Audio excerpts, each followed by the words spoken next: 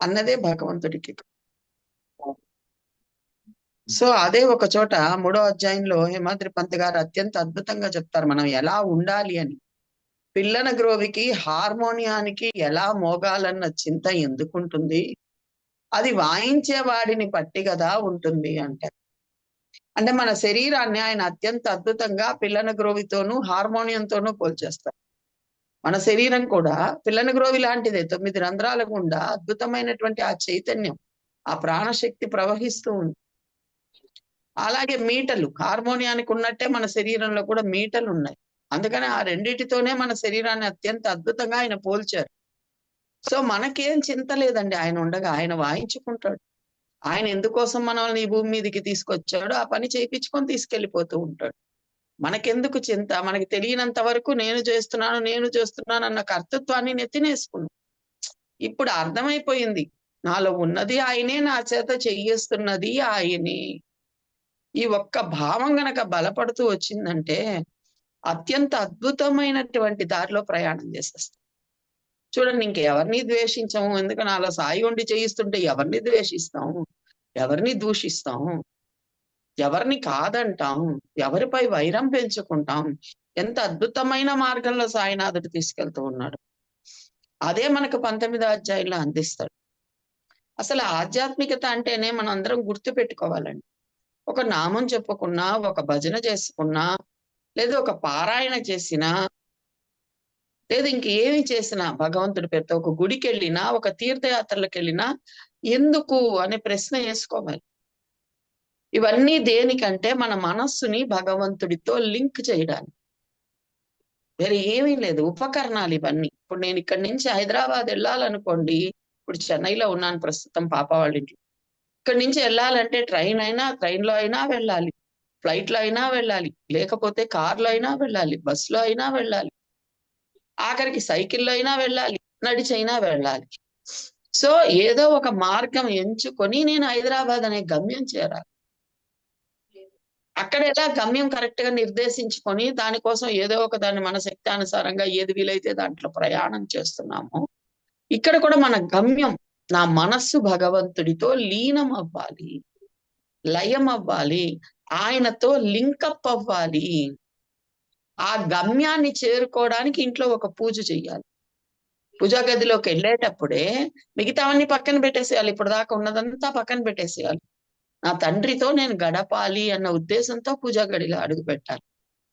ఆయనతో లింకప్ చేసుకోవాలి మనసుని. ఒక పాట పాడుతున్నాం. ఇప్పటిదాకా ఇతర ఆలోచనలొచ్చాయి. వద్దు ఇవన్నీ నాకు. నా తండ్రితో నా మనస్సు లింకప్ చేసుకోవడానికి నేను భజన చేసుకోవాలి. అది ఎవరో చూస్తారు, మెచ్చుకుంటారు, లేదా ఎక్కడికో భజనకెళ్ళినప్పుడే కాదు. నేను ఒంటరిగా ఉన్నప్పుడు కూడా హాయిగా సాయినామం పాడుకోవాలి. సాయి భజన చేసుకోవాలి. ఎందుకు? నా మనస్సు ఆయనతో లింకప్ అవ్వడానికి. ఇవన్నీ సాయి అనే గమ్యం చేరడానికే నవవిధ భక్తులు. అందుకనే ఆనందరావు పాటంకర్‌తో బాబా చెప్తాడు. ఒరేయ్! మీ మనసుల సంగతి నాకు తెలుసు. ఒకే దాన్ని పట్టుకొని ఉండలేదు మీ మనసు. కొత్తదనాన్ని కోరుకుంటూ ఉంటుంది. ఆ వ్యాపారి ఎలాగైతే తన వ్యాపారపై శ్రద్ధతో 9 లద్దలు వెంటనే మూటగట్టుకున్నాడో, తీసుకొనెళ్లి తన జీవితాన్ని కృతకృత్యం చేసుకున్నాడో, మీరు కూడా నవవిధ భక్తుల ద్వారా నాతో లింకప్ అవ్వండి. మనస్సు నాతో ఉందా లేదా గమనించుకోండి. పూజా గదిలో కూర్చుంటాం. మనసు సాయితో ఉందా? లేదా కుక్కర్ మీద ఉందా? లేకపోతే బడికెళ్తున్న పిల్లల మీద ఉందా? లేకపోతే వైస్ వర్సా భర్తలు గానైతే నెక్స్ట్ ఏం చేయాలి? ఆఫీస్‌కి తొందరగా వెళ్ళాలి అన్నటువంటి ఆలోచనలో ఉందా? ఆ 5 నిమిషాలైనా ప్రార్థనా పూర్వకంగా భగవంతుడితో ఉండడానికి పూజా గదిలోకెళ్ళాము. ఎందువల్ల మన కాన్సెప్ట్ ఏంది? భగవంతుడితో మన మనసుల్ని ఉంచడం. మనసెక్కడ ఉంది? పరిశీలన చేసుకోవాలి. భజనకెళ్తాం. వెళ్ళేటప్పుడేమో మంచి ఉద్దేశంతో వెళ్తాం. అక్కడికెళ్ళంగానే జనాల్ని చూస్తూ ఉంటాం. ఆ పాటల ద్వారా నా మనసు భగవంతుడి దగ్గర ఉంచుతున్నానా లేదా? భగవంతుడిలో ఉందా లేదా? ఆ భజనలో ఉన్నటువంటి ప్రతి పదం నా కంటి ముందు మెదులుతూ ఉందా లేదా? తద్వారా నేను సాయితో ఉంటూ రమిస్తున్నానా లేదా? అందుకనే ఒక భజనకెళ్ళినా, ఒక గుడికెళ్ళినా ఆటోమేటిక్‌గా కళ్ళు మూతలు పడిపోతాయండి. ఎందువల్ల? మన మనసులో ఉన్న సాయినాథుడితో మనం రమించాలి గదా! కళ్ళు తెచ్చుకుంటే బయట ప్రపంచం అంతా కనిపిస్తుంది మనకి. లేనిపోనివన్నీ ఆ అమ్మాయి ఇలాంటి డ్రెస్ ఏసుకొచ్చింది, వీళ్ళేం నగలేసుకొచ్చారు, వాళ్ళింకా రాలేదే, వీళ్ళు వస్తే ఎక్కడ కూర్చుంటారు, వీటి మీద వెళ్ళిపోతుంది మన ధ్యాస అంతా. సో భగవంతుడితో పేరుతో ఏది చేస్తున్నా మనం గుర్తుంచుకోవాల్సింది, నా మనస్సు సాయితో ఉందా లేదా. శరీరం ఉంటుంది, కష్టపడి ఇక్కడి నుంచి బయలుదేరి షిరిడీకి కూడా వెళ్తాం, శరీరం అయితే తీసుకొని వెళ్తాం అక్కడికి, మనసు తీసుకెళ్ళామా లేదా. అటు ద్వారకామాయిలోనే కూర్చొని ఉంటాం, ఆనందంగా ఆయన్ని చూస్తూ ఇక్కడే కదా తండ్రి ఇన్ని లీలలు చేశావు అని ఆ లీలలు గుర్తుకు తెచ్చుకుంటున్నామా, అక్కడ వెళ్ళి కూడా ఆఫీస్ లో ఏం వర్క్ జరుగుతున్నది, పిల్లకాయలు ఏం చేస్తూ ఉన్నారని మనస్సు వేరే చోట వెళ్తూ ఉండాలి. మనసుని పరిశీలించుకుంటూ ఉండండి. మనసు భగవంతుడితో ఉండాలి. అది ఉండడం కష్టం. ఇప్పుడు కాదు, 120 ఏళ్ల కిందటే మాదిరి పంత్ గారు రాసేశారు. 100 ఏళ్ల కిందటే రాసేశారు.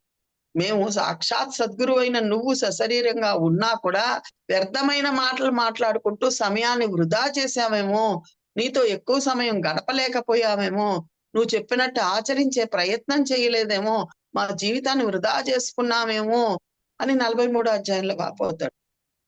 ఇక్కడికి వచ్చి వ్యర్థమైన పనులే చేశాము మేము. ఎక్కడికి వచ్చి, షిరిడీకి వచ్చి సాక్షాత్ సాయినాథుడు సశరీరంగా ఉండగా కూడా చేసిన పనులు. ఇక మన మనసులు నిలబడాలంటే ఎంత కష్టం అండి, ఆలోచించుకోండి. అందుకనే మనం ఉపకరణాల వెంట పడుతున్నాం. భజనకి వెళ్దాం అనుకుంటున్నాం, లేకపోతే గుడికి వెళ్దాం అనుకుంటున్నాం, లేకపోతే తీర్థయాత్ర చేద్దాం అనుకుంటున్నాం. ఇవన్నీ ఉపకరణాలు, గమ్యం మర్చిపోతున్నాం. గమ్యం ఏంటి? ఈ ఉపకరణాల ద్వారా నేను సాయితో సాయిలో ఉండాలి, అది నా గమ్యం. అది ఇంట్లో కూర్చొని పూజ చేయొచ్చు, దగ్గరే ఉన్నటువంటి గుడికి వెళ్ళొచ్చు, హారతికి వెళ్ళొచ్చు, పల్లకి సేవకి వెళ్ళొచ్చు, దేనికైనా వెళ్ళొచ్చు. ఏది వీలు కాలేదు, తిరగలేకపోయాము, ఏజ్ అయిపోయింది, ఒక చోట కూర్చొని సాయి నామ స్మరణైనా చెయ్యొచ్చు. ఏది చేసినా నా మనస్సు సాయితో లింకప్ అయి ఉందా లేదా పరిశీలించుకుంటూ ఉండాలి. ఆయన దగ్గర తప్ప పక్కకి ఎక్కడికైనా వెళ్తూ ఉందా. ఎందువల్ల అక్కడ ఉన్నప్పుడే అద్భుతమైన ప్రయోజనం పొందగలుగుతాం. కారు ఎక్కుతున్నాం అంటే దాని ప్రయోజనం మనకు తెలుసు. ఒక మిక్సీ వాడుకుంటున్నాం అంటే దాని ప్రయోజనం మనకు తెలుసు, తొందరగా పని అయిపోతుందని.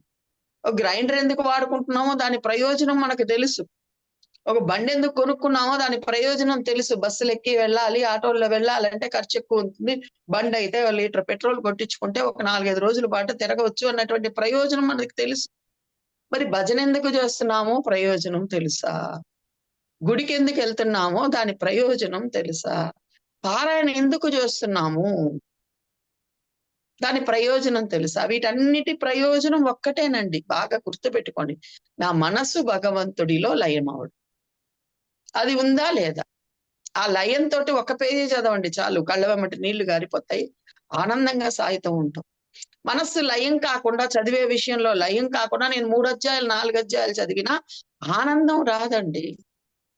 మనస్సు లయం అయిపోయి పూజ చేసి చూడండి, ఒక 5 నిమిషాలు 10 నిమిషాల పాటు సాక్షాత్ సాయినాథుడు నా ఎదురుగా కూర్చొని ఉన్నాడు, ఆయనకి ఉపచర్యలు చేస్తూ ఉన్నాను అన్న భావనతో ముచ్చటించుకుంటూ. ఎందుకంటే నేను చెప్పలేదండి ఈ మాట, సచ్చరిత్ర చెప్తుంది. పూజ ఎందుకు? సాక్షాత్ సాయినాథుడితో భగవంతుడితో ముచ్చటించుకోవడానికి పూజ అంటుంది సచ్చరిత్ర. ధ్యానం ఎందుకు? ఆనందాన్ని పొందడానికి ధ్యానం అని చెప్తుంది సచ్చరిత్ర. భజన ఎందుకు? ఒరే మీకు పాట కావాలరా, నాకు భావం కావాలి అంటాడు మద్రాసు భజన సమాజ ఉదంతంలో బాబా. సో భజన ఎందుకు? భావయుక్తంగా భగవంతుడితో లయమవ్వడానికి భజన. పారాయణ ఎందుకు? ఎలా చేయాలి పారాయణ? పారాయణత్వం చెంది చెయ్యాలి పారాయణ అని చెప్తారు. అధ్యయన పూర్వకంగా చెయ్యాలి పారాయణ అని చెప్తుంది సచ్చరిత్ర. తీర్థయాత్ర ఎందుకు? అనుతాపం లేని తీర్థయాత్ర అని చెప్తుంది సచ్చరిత్ర. అనుతాపం ఉండాలి, పశ్చాత్తాప పడాలి. తండ్రి నీతో సమయం గడపలేకపోతున్నాను, నా లౌకిక వ్యవహారాలు నాకు సరిపోతున్నాయి, కర్తవ్యము బాధ్యతలు వీటి వెమ్మటే తిరుగుతూ ఉన్నాను, కొంత సమయం అన్నా నీతో గడపడానికి వస్తున్నానయ్యా, సారీ నాయనా ఇన్ని రోజులు నిన్ను గుర్తించుకోలేకపోయానని పశ్చాత్తాప పడుతూ తీర్థయాత్ర చేయాలి. మనం వెళ్ళేటప్పుడే ఎన్ని ఊళ్ళు చూద్దాం, షిరిడి పక్కన ఏమేమి ఉన్నాయి, ఇంకెక్కడ ఏమేమి ఉన్నాయి, ఈసారి చూడని ప్లేసెస్ ఏం వెళ్దాం, సైట్ సీయింగ్ కానీ అది తీర్థయాత్ర కావడం లేదు. బాగా ఆలోచించి చూడండి. సైట్ సీయింగ్ అయిపోయింది, టక 10 ఊళ్ళు చూసేసి మేము వారంలో 10 ఊళ్ళు చూసేసామండి అని చెప్పుకుంటూ ఉన్నాం. ఆ వారంలో ఎన్ని నిమిషాలు ఎన్ని గంటలు భగవంతుడికి కేటాయించాం. అది కూడా ఆయన కోసం కాదు, ఆయనేం అడగల, మన వల్ల మనం ఉద్ధరించుకోవటానికి. ఎంత సమయం భగవత్ స్మరణలో ఉన్నాం, ఎంతసేపు మన చుట్టూ ఉన్న వాటినంతా భగవంతుడిగా చూడగలిగాం. ఆ ప్రాక్టీస్కే కదా మనం వెళ్ళాలి తీర్థయాత్రకి. అదే కదా బాబా చెప్పింది. సో అదే అనుతాపం లేని తీర్థయాత్ర. తీర్థయాత్ర ఎలా చేయాలో చెప్తుంది సచ్చరిత్ర. పారాయణ ఎలా చేయాలో చెప్తుంది సచ్చరిత్ర. పూజ ఎందుకోసం చేయాలి? ముచ్చటించుకోవడానికి, మాట్లాడడానికి వసతిగా బాబా తన సాకార రూపాన్ని మనకి ప్రసాదించాడు. జమ్మని రాయి మీద కాలు మీద కాలేసుకొనో, లేక ద్వారకామాయిలో కూర్చున్నట్టో మన ఇంట్లో పటమో విగ్రహమో పెట్టుకుంటాం. ఆయన ఏం చెప్పాడు? I'm alive in that photograph అని చెప్పాడు. అందులో కూర్చుని ఆయన మనతో ముచ్చటించడానికి రెడీగా ఉన్నాడు. ఆ భావనతో ఇంట్లో పూజ చేయాలి. మనసు ఎక్కడికి వెళ్ళకూడదు. ఒక సినిమా చూస్తామండి, మనసు ఎక్కడికైనా వెళ్తుందా? వెళ్ళదు. దాని మీదే కాన్సన్ట్రేషన్ అవుతుంది. నెక్స్ట్ ఏం జరుగుతుంది, నెక్స్ట్ ఏం జరుగుతుందని చూస్తూ ఉంటుంది. అవునా కాదా? సినిమా వదిలిపెట్టండి. సీరియల్ ఎంత ఇంట్రెస్ట్ గా చూస్తున్నారు. అబ్బా రేపు నెక్స్ట్ ఏం వస్తుందో, రేపు ఎపిసోడ్ ఏమొస్తుందో, ఇంత లోపల ఫోన్లు చేసి కూడా మాట్లాడేస్తాం రేపు ఏమొస్తుందో అని. మరి అంత ప్రేమతో భగవంతుడితో లింకప్ అవుతున్నామా? అంత ఇష్టం అక్కడ చూపిస్తున్నామా? అది కూడా మనల్ని ఉద్ధరించుకోవడానికే, సాయినాథుడికి ఏం కాదు. ఎందుకు ఆయన సాయికి తన కథల యందు మక్కువ ఎక్కువ అని చెప్పుకున్నాడు? నా కథలు చెప్పుకుంటూ అన్నా నాతో ఉండురా, నువ్వు ఆనందంగా ఉంటావని చెప్పాడు. మనం ఏం చేస్తాం? ఆనందం వద్దు బాబా, నాకు ఇదే బాగుందనేసి దీనిలోనే పడి పొల్లుతూ ఆలోచించి చూసుకోవాలి. సో ఉపకరణాలు వెంబట పడుతున్నామే గాని ఉపకరణాల వల్ల వచ్చే ఉపయోగాన్ని పొందటం లేదేమో గమనించుకోండి. ఒక స్క్రూ డ్రైవర్ దేనికి ఉపయోగపడుతుందో మనకు తెలుసు. ఒక సుత్తి ఎందుకు ఉపయోగపడుతుందో మనకు తెలుసు. అవునా కాదా? ఒక కీ చైన్ ఎందుకు ఉపయోగపడుతుందో మనకు తెలుసు. మరి ఒక భజన ఎందుకు ఉపయోగపడుతుందో మనకు తెలుసా? ఒక గుడికి ఎందుకు వెళ్తున్నాం? పక్కింటి ఆమె వెళ్తుంది కాబట్టి వెళ్తున్నామా? లేదా రోజు నాకు అలవాటు అయిపోయింది బాబా దగ్గరికి వెళ్ళి రావాలి అంతే అని వెళ్ళి ప్రదక్షిణాలు చేసి దండం పెట్టుకొని వస్తున్నామా? లేదా హారతికి నియమంగా వెళ్ళడం అలవాటండి అని శరీరాన్ని తీసుకెళ్లిపోతూ ఉన్నావా? ఇప్పుడు దాకా శరీరంతో చేశాం. ఓకే. శరీరంతో పాటు మనసు కూడా అక్కడ ఉందా? తహతహలాడుతూ వెళ్తున్నామా? ప్రేమతో వెళ్తున్నామా? ఇష్టంతో వెళ్తున్నామా? బయట ఈ వ్యవహారాలతంతా ఒక్కింత వెసులుబాటు కలిగించుకొని నా తండ్రితో నేను ఉండడానికి, నా తల్లితో నేను ఉండడానికి, తద్వారా ఆనందాన్ని నేను పొందడానికి. చూడండి, అక్కడ కూడా ప్రయోజనం మనకే. అందుకనే హేమాద్రి పంతు అడుగడుగున 2 అధ్యాయాలు 3 అధ్యాయాలకు ఒకసారి చెప్తుంటాడు. మీ మీ మీ శ్రేయస్సు కొరకు ఆలోచించండి. మనకే శ్రేయస్సు దానివల్ల. నవవిధ భక్తులు ఏది పట్టుకున్నా మనసు గనక దాంతో లింకప్ అయిపోతే మనకే శ్రేయస్సు, మనకే ఆనందం, మనకే కళ్ళ వెంబడి నీళ్లు వచ్చేస్తాయి. పదే పదే శరీరం రోమాంచితం అవుతూ ఉంటుంది, కంఠం గద్గదం అవుతూ ఉంటుంది. ఎందువల్ల? మనలో ఉన్న ఆత్మతో, మనలో ఉన్న సాయినాథుడితో మనసు లింకప్ అయిపోయింది. మన ఏవ కారణ బంధమోక్ష శ్రీకృష్ణుడు చెప్పాడు. నిన్ను బంధించేది మనస్సే, నీకు మోక్షాన్ని ఇచ్చేది మనస్సే, ఆనందాన్ని ఇచ్చేది మనస్సే, భగవంతుడిని నీకు చూపించేది కూడా మనస్సే. అవునా కాదా? అన్నిటికీ ప్రాధాన్యమైనది, ప్రధానమైనది మనస్సే. ఆ మనస్సు ఎక్కడ ఉంది? ఆ మనస్సులో భావం ఎలా ఉంది? బాబా దగ్గరికి వెళ్తున్నప్పుడు ఎంత అద్భుతమైన భావం చేసుకొని వెళ్తున్నాను.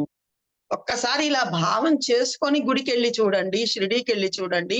అత్యంత అద్భుతమైన దర్శనాలు కలుగుతాయి. అత్యంత అద్భుతమైనటువంటి సంఘటనలు ఎదురవుతాయి. ఆయన ప్రేమను ఇంకా ఇబ్బడి ముబ్బడి చూస్తూ ఆయన ఇంకా అద్భుతంగా, ఎందుకంటే ఆయన మన కోసం తహతహలాడతాడు.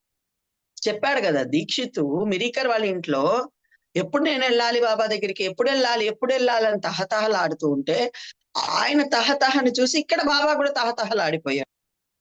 వెంటనే అనవసరంగా పాపం శ్యామ వాళ్ళ అత్తగారికి బాలేనట్టు ఒక సీన్ క్రియేట్ చేశాడు. అక్కడి నుంచి ఆయనకి టెలిగ్రామ్ వచ్చేటట్టు, ఏమొచ్చినా వెంటనే శ్యామ బాబాని అడగకుండా కదలడుగా.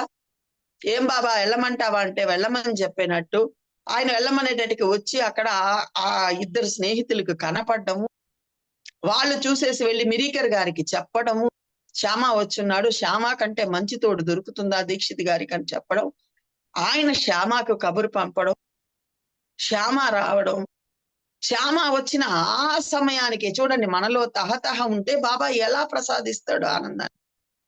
అప్పుడు దాకా గుర్తురాల మిరీకర్ వాళ్ళకి ఆ పటం అక్కడ ఉందని. ఈ పటాన్ని కూడా జాగ్రత్తగా తీసుకెళ్లగలిగింది శ్యామానే కదా అని అప్పుడు ఆ పటం మీద ఉన్నటువంటి ఆ ముసుగును తొలగించడం, అద్భుతమైన దర్శనాన్ని అక్కడే బాబా ప్రసాదించడం, ఆ పటంతో పాటు వాళ్ళు రైల్లో ప్రయాణించడం, ఆ రాత్రి తెల్లవార్దులు శ్యామ అత్యంత అద్భుతంగా, ప్రేమ భరితంగా, రసభరితంగా బాబా లీలలు చెప్తూ రావడం.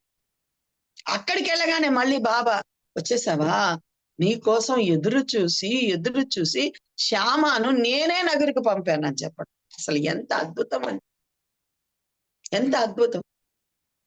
సో మన తహతహ అక్కడి నుంచి బాబా ఇచ్చే ఆనందం చాలా అద్భుతంగా ఉంటుందండి. మనం గనక భావన చేసుకోగలిగితే, దృఢమైన భావాలు చేసుకోగలిగితే మనకి తప్పకుండా అనుభవాలు వస్తాయండి. హిమాద్రి పంత్ చెప్తాడు ఒక అధ్యాయంలో, అద్భుతంగా చెప్తాడు, మన భావాలను బట్టే భక్తి ప్రభావం కూడా అంటాడు. నీ భావం ఎంత బలవత్తరమైతే భక్తి కూడా అంతగా ప్రకటమవుతుంది అంటాడు. అంటే బాబా దగ్గర నుంచి కూడా అదే వస్తుంది, అదే వస్తుంది. సో ఆనందాన్ని మనం ఇంకా అనుభవించగలుగుతాం. ఇది సరిపోదు కదా, ఇంకా కావాలి కదా. మాస్టర్ గారు చెప్తారు అద్భుతంగా, 100 రూపాయలు వస్తాయి అన్న చోట రూపాయి తెచ్చుకుంటామా, నా 100 నాకు ఇవ్వమని అడుగుతాం కదా. మరి అలాగే ఇక్కడ కూడా ఆయన అమితమైన ఆనందాన్ని మనకి ప్రసాదంగా ఇస్తున్నానంటే చిన్ని చిన్ని సుఖాలతో సరిపెట్టుకుంటే ఎలా సరిపోతుంది చెప్పండి. పరమశాంతిని ప్రసాదిస్తానంటే చిన్ని చిన్ని సుఖాలతో సరిపెట్టుకుంటే ఎలా సరిపోతుంది చెప్పండి. సో ఈ ఉపకరణాలు ఎందుకు, దీని ఉపయోగం ఏమిటి, నా మనస్సు భగవంతుడితో లయం అవ్వాలి, భగవంతుడిలో ఉండాలి. పూజ చేసినంతసేపు ఉందా లేదా, ఒక కన్నీయండి. ఎట్లాగైతే పిల్లవాడు తండ్రి జేబులో నుంచి డబ్బులు తీస్తున్నాడంటే తండ్రి గమనించడం మొదలు పెట్టాడో ఇంకా పిల్లవాడు తీడు పోడు, ఓ నాన్న గమనిస్తున్నాడని. మీరు కూడా ఎప్పుడైతే మనసు మీద ఒక కన్నేశారో, అది బాబా దగ్గర ఉందా పక్కకి వెళ్తుందా అని లో దృష్టి కలిగించుకున్నారో ఇంకా అది పోదు. ఓ అమ్మా ఇది చూస్తున్నది, మనం బాబా దగ్గరే కూర్చుందామని బాబా దగ్గరే కూర్చోవడం మొదలు పెడుతుంది. ఎప్పుడు కూర్చుంటుందో అది పరమశాంతిని అనుభవిస్తూ ఉంటుంది. ఆ శాంతి దానికి అలవాటైతే, ఇప్పుడు దాకా దరిద్రాలన్నీ మనమే మనసుకు అలవాటు చేసామండి చిన్నప్పటి నుంచి. కామము, క్రోధము, లోభము, మోహము. చిన్నప్పుడు ఏమన్నా ఉండిందా పుట్టినప్పుడు? ఏం లేదు, స్వచ్ఛంగా ఉన్నాం. అందుకని హిమాద్రి పంత్ చెప్తాడు 2-3 అధ్యాయాల్లో 3 సార్లు చెప్తాడు, మనం ఉయ్యాల్లో పసిపాలలో అయిపోతే బాగుండు కదా, బాబానే చూసుకుంటాడు కదా. మనం పుట్టినప్పుడు ఆకలేస్తే ఏడ్చాం అంతే, నాకు ఫలానా కావాలని అడగల. బాబానే తల్లిని సృష్టించాడు, తల్లి స్తన్యాల్లో పాలను సృష్టించాడు, మన ఆకలి తీర్చాడు. నిద్ర వస్తే ఏడ్చాం అంతే, బాబానే తల్లి ద్వారా ఉయ్యాల్లో వేయించాడు, ఊపిచ్చాడు. స్వచ్ఛంగా వచ్చామండి భూమి మీదకి, మనకు అర్థం కావట్లే ఆ విషయం. తర్వాత స్వార్థం కొంచెం ప్రబలుతూ వచ్చింది. స్వార్థం ప్రబలుతూ వచ్చింది. బాగా ఆలోచించి చూడండి. ఇంకెప్పుడైతే వివాహం అయిందో వైస్ వర్స స్త్రీలకైనా పురుషులకైనా పూర్తిగా నాది నా కుటుంబం అనేసి అన్నిటినీ నెత్తినేసుకోవడం మొదలు పెట్టేసి, దానివల్ల కామ క్రోధాది అరిషడ్ వర్గాలు కూడా మనలో ప్రవేశించేసి, ఇవన్నీ బయట నుంచి వచ్చినవే, మనలో స్వతహాగా లేవు. మనం అందరం ప్రేమ స్వరూపులవే. బాగా ఆలోచించి చూడండి. దీనికి చిన్న ఉదాహరణ కూడా చెప్తా. దారిలో మనం వెళ్తూ ఉంటాం, యాక్సిడెంట్ అయింది ఎవరికైనా తెలియగానే అయ్యయ్యో అంటాం. అంటే మనకే తెలియకుండా వాళ్ళ పట్ల, వాడు ఎవరో కూడా తెలియదు, వాళ్ళ పట్ల ప్రేమ కలిగిపోయి బాధపడతాం.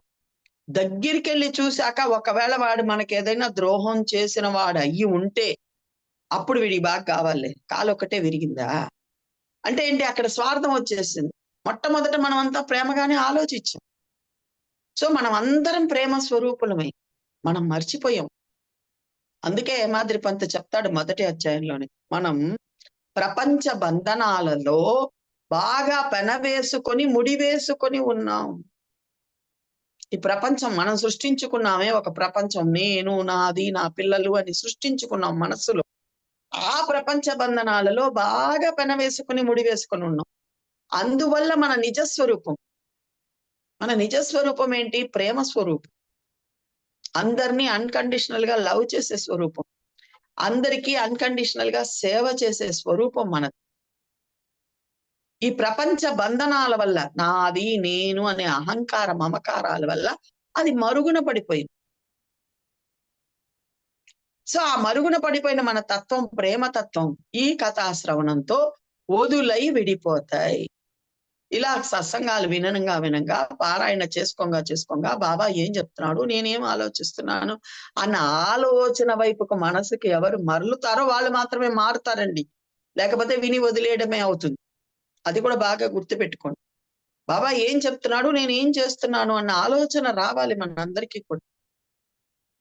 సో ఎందుకోసం చెప్తున్నాడు బాబా, నా శ్రేయస్సు కోసమే కదా చెప్తున్నాడు అన్న ఆలోచన వచ్చినప్పుడే మన ప్రేమతత్వం బయటికి వస్తుంది.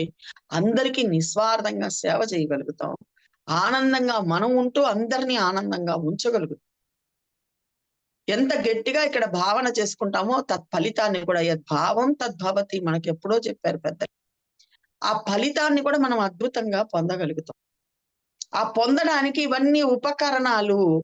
మనం ఉపకరణాలకు ప్రాధాన్యత ఇచ్చేసి ఉపయోగాన్ని మర్చిపోతున్నాం. పూజ భగవంతుడిలో లయం అవ్వడానికి ఒక ఉపకరణం, భజన ఒక ఉపకరణం, పారాయణ ఒక ఉపకరణం, గుడికి వెళ్ళడం ఒక ఉపకరణం, హారతిలో పాల్గొనడం ఒక ఉపకరణం, ఇలా శ్రవణం చేయడం ఒక ఉపకరణం. దేనికి? మనస్సు సాయిలో లయం అవ్వడానికి. సాయిలో సాయిగా ఉండిపోవాలి మనం. సింపుల్ గా చెప్పాలంటే అంతే. ముందు సాయితో ఉండడం నేర్చుకోవాలి, తర్వాత సాయిలో ఉండడానికి అవి ఉపయోగపడతాయి. సో ఈ ఉపకరణం యొక్క ప్రయోజనాన్ని దయచేసి ఎవరు కూడా మర్చిపోబాకండి. మనం ఉపకరణాలకు ప్రాధాన్యత ఇచ్చేస్తున్నాం. గబగబా స్నానాలు చేసేసి పూజ చేసేసేయాలి, గంట కొట్టేయాలి, తిప్పేయాలి, బాబాకి నైవేద్యం పెట్టేయాలి. ముచ్చటించుకున్నామా, మాట్లాడుకున్నామా, మనసు ఆయనతో నిలపగలిగామా, ఆనందంగా ఉండగలిగామా ఆ కొంతసేపు? అందుకే బాబా చెప్పాడు, తంతుతో నాకు పని లేదు. తంతు చేయకండి ప్లీజ్. తంతుగా ఏది చేయబాకండి. ప్రేమ ఉన్న చోటే నా నివాసం. నాకు కావాల్సింది కూడా ప్రేమ ఒక్కటే. ప్రేమ తప్ప నాకు వేరే ఏది అవసరం లేదు. నువ్వు గజమాల వేస్తావా? అవసరం లేదు. పూలంగి సేవ చేస్తానంటావా? అవసరం లేదు. ప్రేమతో పెట్టు. ఆ తల్లి ప్రేమతో పెట్టింది, పొగడ పూలతో ఉంచేసింది. రోజు పక్కలాగా పరిచేసి బాబా ఫోటో పెట్టింది ప్రేమతో. ఇక్కడ రాగానే చెప్పాడు, ఈ తల్లి 3 నెలల నుంచి నన్ను పొగడ పూలలో ముంచెత్తేసింది అన్నాడు. సో ఆ ప్రేమ కావాలి ఆయనకి. ఆ ప్రేమతో పంపిన దాన్నే ప్రతిదాన్ని స్వీకరించాడు బాబా. ఆ ప్రేమ నీ మనసులో ఎంత ఉంది?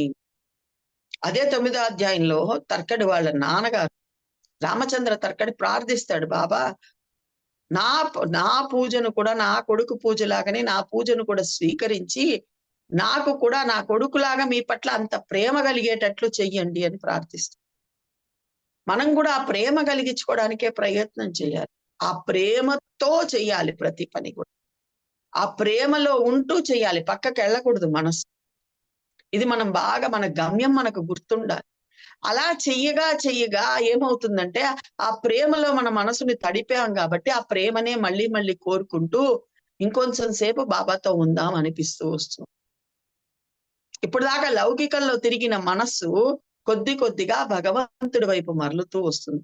ఆయన వాక్యాల వైపు మరలుతూ వస్తుంది. ఆయన ఏం చెప్తున్నాడు, నేనేం చేస్తున్నాను అన్న విషయం వైపు మరలుతూ వస్తుంది.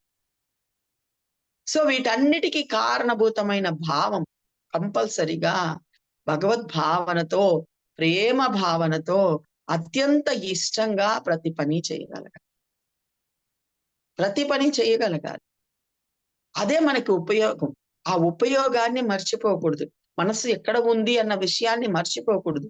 అది పరిశీలన చేసుకుంటూ పారాయణ చెయ్యండి, పరిశీలన చేసుకుంటూ భజన చెయ్యండి, పరిశీలన చేసుకుంటూ పూజ చెయ్యండి, పరిశీలన చేసుకుంటూ గుడికెళ్ళండి, షిరిడీకెళ్ళండి, తీర్థయాత్రలకెళ్ళండి, ఎక్కడికైనా వెళ్ళండి. కానీ నా మనస్సు ఎక్కడుంది? అద్భుతంగా వెళ్తాం. కాశీ, గయా, బాలరాముడు అన్నిటినీ చూస్తాం. మనసు అక్కడున్న భగవంతుడితో లయమవుతున్నదా? టకటక దీని తర్వాత నెక్స్ట్ ఏం వెళ్తాం? ఇక్కడే టైం అయిపోయింది, అయ్యో ఇంత జనం ఉన్నారే, వీటి మీద పడిపోతూ ఉందా? ఆలోచించాలి. ఎవరిని చూసినా ఆయన్ని చూసినట్టేనండి. భగవంతుడిలో మనం తేడా చూడబల్లే. ఎక్కడికి వెళ్ళినా మనకి సాయి స్వరూపంగానే కనిపిస్తారు. సో అలా చూస్తూ ఉన్నామా? ఎలా చూస్తూ ఉన్నాము? పశ్చాత్తాప పడుతూ ఉన్నామా? అనుతాపం చెందుతూ ఉన్నామా? తీర్థయాత్ర చేసినంతసేపు తండ్రి నీతో ఎక్కువ సమయం గడపలేకపోయాను కాబట్టి వచ్చానయ్యా, ఈ వారం రోజులు నీతోనే ఉండాలయ్యా. ఏదన్నా పని మీద ఎక్కడికో వెళ్తాం, ఒక 4 రోజులు అట్లా వెళ్ళిపోతాం, పిల్లల్ని చూడం, తర్వాత వస్తాం. ఉద్యోగస్తులకు అలవాటే. వాళ్ళతో గడపడం కోసమని ఒక వారం సెలవు పెట్టేస్తారు. వాళ్ళని టూర్కో ఎక్కడికో తీసుకెళ్తారు. పెద్ద పెద్ద ఉద్యోగాల్లో ఉన్న వాళ్ళు ఫ్యామిలీని తీసుకొని టూర్కో ఎక్కడికో వెళ్తారు. ఆ 1 వీక్ ఆ భార్య బిడ్డలకే కేటాయిస్తారు. ఇక్కడ కూడా నీ వ్యవహారాల్లో నువ్వు మునిగిపోయావు. ఓకే. భగవంతుడితో గడపడానికే ఆ 1 వీక్. భగవంతుడిలో ఉండడానికే ఆ 1 వీక్. అంతేగాని కాశీ బాగుంది, అక్కడ బనారస్ చీరలు బాగుంటాయని చీరలు కొనుక్కోవడానికి వెళ్ళబాకండి. షిరిడీలో పర్చేసింగ్ బాగుంటుంది. అంగళ్ళు కొత్త కొత్తగా భలే పెట్టారు. డెకరేషన్ వస్తువులు తెచ్చుకోవాలి. వాటి కోసం వెళ్ళబాకండి. భగవంతుడితో ఎక్కువ సమయం గడపడానికి వెళ్ళండి. మీ మనసుని భగవంతుడిలో లయం చేయడానికి వెళ్ళండి. ఆ అద్భుతమైన శాంతిని అనుభవించడానికి వెళ్ళండి. ఆనందాన్ని అనుభవించడానికి వెళ్ళండి. అది భావానికి ఉన్నటువంటి ప్రాధాన్యత. అది ఎప్పుడు కలుగుతుంది? ఇటువంటి భావాలతో మనం వెళ్ళగలిగినప్పుడు అద్భుతమైనటువంటి అనుభవాలు కూడా మనకు కలుగుతాయి. ఇది సత్యం అండి. ఇది సత్యం. చేసి చెప్తున్న మాటలు, పై మాటలు కాదు. సో అటువంటి ఆనందం మనందరికీ కలగాలని ఇటువంటి నా సొంత అనుభవాన్ని మీతో పంచుకుంటూ ఉన్నాను. అయితే ఇప్పుడు 18వ అధ్యాయంలోకి వెళ్ళే ప్రయత్నం చేద్దాం. అద్భుతమైన భావన చేసుకొని హాయిగా ఆనందంగా ద్వారకామాయికి వెళ్ళిపోతాం. మనం అందరం హేమాద్రి పంతులు గారు చెప్పినట్టు పసిబాలుల కంటే పసిబాలులుగా మారిపోయి ఆనందంగా చట్టాపట్టాలేసుకుంటూ ఆ షిరిడీకి, అలనాటి షిరిడీకి, 120 సంవత్సరాల కిందట ఉన్నటువంటి షిరిడీకి, ఆ చిన్న పల్లెటూరికి వెళ్ళిపోయి అక్కడంతా తిరిగి తిరిగి అలిసిపోయి మన కోసం ఎదురు చూస్తూ కట్టడాలకి చేతులానిచ్చి ముందుకు వంగి మరీ నా బిడ్డలు ఇంకా రాలేదే, ఆనందపు సంతలోకి రాలేదే, ఏదో దుఃఖాలతో బాధపడుతూ ఉన్నారే, ఇక్కడికి వచ్చేస్తే నేను ఆనందాన్ని, సుఖాన్ని, సంతోషాన్ని ప్రసాదంగా ఇస్తాను కదా, నిశ్చలంగా ఉండొచ్చు కదా అని మన కోసం తల వంచి మరీ ఎదురు చూస్తున్నటువంటి సాయినాథుడిని దర్శించి ఆయన 2 చేతులు చాచి మన కోసం పిలుస్తూ ఉంటే ఆనందంగా వెళ్ళిపోయి అలనాడు ఆమనిని పొదువు పట్టుకున్నట్టుగా మనల్ని తన పొట్టక పొదువు పట్టుకొని ఉంటే ఆ వెచ్చదనాన్ని అనుభవిస్తూ ఆయన ఒళ్ళో కూర్చొని ఆయన ఎదురుగా హేమాద్రి పంత్ గారు అద్భుతంగా సచ్చరిత్రలోని సాయి యొక్క వైభవాన్ని మనకు తెలియజేస్తూ ఉంటే దాన్ని వినే ప్రయత్నం చేద్దాం. సో మనందరికీ తెలుసు, బాబా పాదాలు ఒత్తుతూ ఉంటే సాటే వచ్చాడు, ప్రశ్నించాడు. దీక్షిత్ వచ్చారు, సాటే గారి తరఫున బాబాని ప్రశ్నించారు. ఇంకొక పారాయణి జరగని ఇతనికి శుభం కలుగుతుంది అని బాబా చెప్పారు. అతనికి ఒక్క వారంలోనే సాక్షాత్కారమా, నా 7 ఏళ్ల పారాయణ వృధా అయ్యేనా, నా 7 ఏళ్ల సాంగత్యం వృధా అయ్యేనా, 40 ఏళ్ల పారాయణ వృధా అయ్యేనా అని మనసులో ఈయన చింతించడం. వెంటనే బాబా శ్యామా వద్దకు వెళ్ళి 15 రూపాయలు దక్షిణ అడిగి తీసుకొని కొంచెం సేపు ముచ్చటించుకొని రమ్మని చెప్పడం. అలా శ్యామా వద్దకి హేమాద్రి పంత్ గారు వెళ్తే, ఈ సమయంలో వచ్చారేంటి, మసీదులో కదా ఉండాలి మీరు, కలవరపాటుగా కనిపిస్తున్నారే, ఒక్కరే వచ్చారేంటి అన్న అద్భుతమైన ప్రశ్నలు సంధించడం, ఆయన్ని కూర్చోమని చెప్పడం, ఈ ఒక్కాకు వేసుకోండి ఇంత లోపల వస్తాననడం, ఆయన పంచకుచ్చుళ్ళు సవరించుకుంటూ కూడా అద్భుతంగా సాయి నామ స్మరణలో చూడండి, నేను చెప్పింది మీకు అదే. మన పని మెయిన్ అదే. ముందు సాయి స్మరణ, తర్వాత పనులన్నీ వాటితో పాటు చేసుకోవాలి. పనులు చేస్తూ స్మరణ కాదు, స్మరణ చేస్తూ పనులు చేసుకోవాలి. అప్పుడు ఆనందంగా సాగిపోతాయి. నరసింహారావు గారు అద్భుతంగా పాడతారు, పనులలో ఉన్న సాయి బాబే, పనితనములో ఉన్న సాయి బాబే. ఎప్పుడు సాయిని ముందు పెట్టుకొని పనులు చేసుకుంటూ ఉంటామో ఆనందంగా సాగిపోతాయి. విసుగు మాయమైపోతుంది. ప్రేమ జనిస్తే విసుగు మాయమైపోతుంది. 15 అధ్యాయంలో చెప్తాడు. నా ఇల్లు అనుకొని చేసామనుకోండి ఇంట్లో పనులు, అబ్బా విసుగు పుట్టిస్తాయి. నా వాళ్ళ కోసం చేస్తున్నాను అనుకుంటే విసుగు పుట్టిస్తాయి. ద్వారకామాయి అనుకొని చేసి చూడండి ఎంత ఆనందం కలుగుతుందో. అప్పుడు పనులలోన సాయిబాబే, పనితనములోనూ సాయిబాబానే కనిపిస్తారు. చూడండి, భావం మారిందంతే, పని మారలా. పని అదే పని, భావం మారింది, మనసు తేలికైపోయింది, ఆనందంగా ఉంది. అవునా కాదా? ఎక్కడ సచ్చరిత్ర పారాయణ జరుగుతుందో అక్కడే నేను దుని సహితంగా, ద్వారకామాయి సహితంగా, తులసి బృందావనం సహితంగా, నా గోదావరి నది సహితంగా వచ్చి కూర్చుంటానన్నాడే. ఎక్కడ ఆయన I'm alive in that photograph అని చెప్పాడే. మరి నీ ఇంట్లో ఉన్న చిత్రపటంలో ఆయన సజీవంగా ఉన్నప్పుడు దుని సహితంగా, ద్వారకామాయి సహితంగా, అలనాటి భక్తులు సహితంగా, గోదావరి నది సహితంగా, తులసి బృందావనం సహితంగా, చక్కరద సహితంగా, అక్కడ ఉన్న గోధుమ బస్తా సహితంగా, నింబారు సహితంగా అద్భుతమైన ద్వారకామాయి నీ ఇల్లు అయిపోదా? ఆలోచించి చూడండి. అలనాటి ఇలనాటి భక్తులతో కూడా నీ ఇల్లు నిండిపోయి ఉంది. నువ్వు దర్శించట్లేదు. ఆ దృష్టితో చూడడం లేదు అంతే. సృష్టి మారదండి. మన దృష్టి మారిపోతే ఆనందంగా పనులు చేసుకుంటాం. సో అలా ఆయన వెళ్ళే సమయానికి ఈయన స్నానం చేసి కుచ్చుళ్ళు సవరించుకుంటూ కూడా సాయినామ స్మరణలో ఉండడం. ఇప్పుడే కూర్చోండి, ఇప్పుడే అభిషేకం చేసొస్తానని చెప్పడం. అంత లోపల ఆయనకి సగంలో ఆగిపోయిన పారాయణ ఆయన పూర్తి చేయడం. మళ్ళీ వచ్చి ఆకులు అవి తింటూ ఉండండి. ఇప్పుడే భగవంతుడికి పూలు పెట్టి టోపీ పెట్టుకొని వస్తానని చెప్పడం. వచ్చి కూర్చొని నా దగ్గరికి పంపించారేమిటి అని ప్రశ్నించడం. వెంటనే ఆయన బాబా 15 రూపాయలు దక్షిణ అడిగారంటే, దక్షిణ అంటే నా నమస్కారాలు సమర్పిస్తున్నాను, ఈ నమస్కారాలు స్వీకరించమని చెప్పడం. దాన్ని ఆయన కూడా భద్రంగా మూట కట్టి తన పంచలో చుట్టుకోవడం. ఆ తర్వాత ఇప్పుడు ఏదైనా ముచ్చటించు వింటానంటే, నేను పల్లెటూరు వాడిని, నేను మీకు చెప్పేటంత వాడినా, మీరు పట్నం వాసులు బాగా చదువుకున్నవారు, నేనసలు పల్లెటూరు బయటని నాకేం వచ్చని బాబా నా దగ్గరికి పంపించారు. అయినా ఏదో ఒకటి చెప్పి కాలక్షేపం చేయమన్నారు కాబట్టి బాబా స్ఫురించింది చెప్తానని చెప్పి మొదలు పెట్టడం. అప్పుడు ఉపదేశం గురించిన కథను చెప్తాను అన్న పదం వాడడం. ఎప్పుడు ఉపదేశం అన్న పదం హేమాద్రి పంత్ గారి చెవిన పడిందో ఆయనకు అర్థమైపోయింది.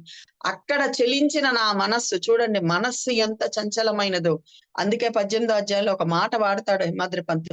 మనస్సు వంటి చంచలమైనది మరొకటి ఉంటుందా? మనస్సు ఆలోచించినట్టు శత్రువు కూడా ఆలోచించడు అని చెప్తుంది. లక్షణంగా సాయినాథుడు ఎదురుగుండా ఉన్నాడు. అంతకు మించిన సాక్షాత్కారం ఏం కావాలి? సాక్షాత్ భగవంతుడిని ప్రత్యక్షంగా దర్శనం చేసుకుంటూ 7 ఏళ్ల సాంగత్యంలో ఉన్నప్పటికీ కూడా అతనికి కలలో దర్శనం ఇచ్చినట్టు నాకు దర్శనం కలగలేదే అన్నటువంటి కొద్దిపాటి మనసు కలవరపాటి పడడం. వెంటనే తాను చేస్తున్న పని, తాను పొందుతున్న ఆనందాన్ని మర్చిపోవడం. మనస్సు చూడండి ఎంత వికలమైనదో. శ్యామ గుర్తుకు రావడం.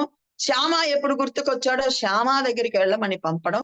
అప్పుడు అర్థమైంది, ఉపదేశం అన్న పదం వల్ల మనస్సు నాది చంచలమైనది, నా మనస్సును కుదుటపరచడానికి బాబా ఇక్కడికి పంపించి నన్ను అనుగ్రహిస్తున్నారని నాకు అర్థమైంది.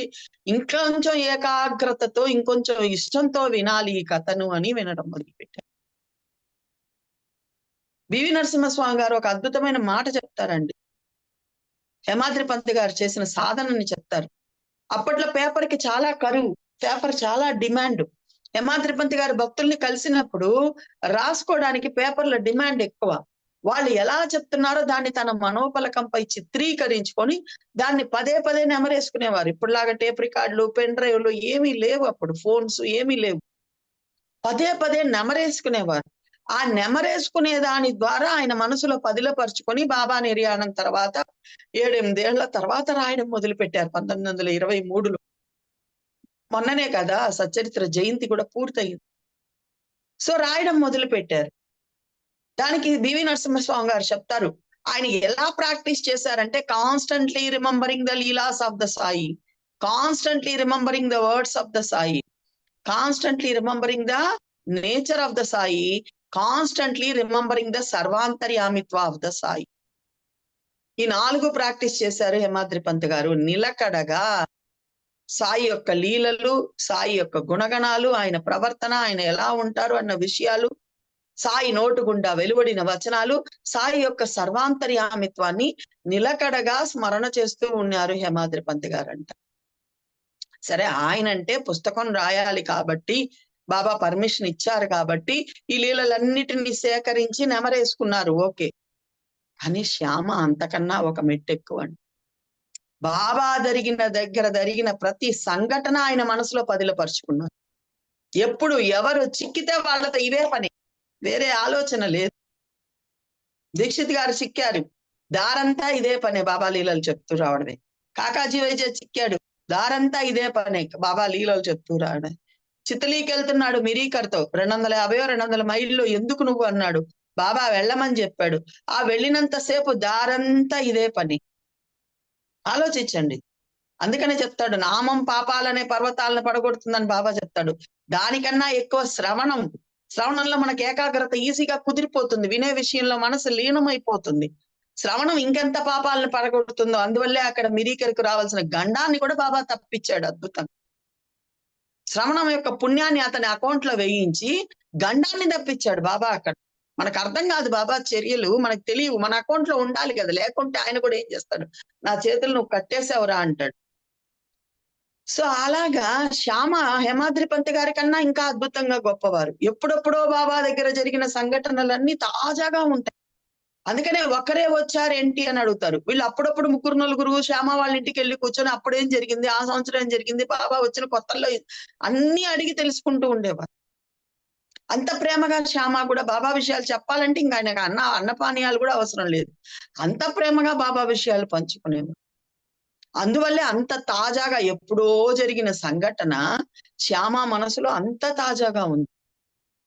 అప్పుడు ఏం జరిగింది, ఎలా జరిగింది, బాబా ఆమెకి ఏం ఉపదేశం ఇచ్చారు చూడండి. అప్పుడే విన్న కథని హేమాద్రి పంత్ గారు వచ్చి బాబాతో చెప్పడం గొప్ప కాదు, ఎప్పుడో జరిగిన కథని శ్యామ హేమాద్రి పంత్ గారికి అంత అద్భుతంగా అంత ప్రేమగా చెప్పారు.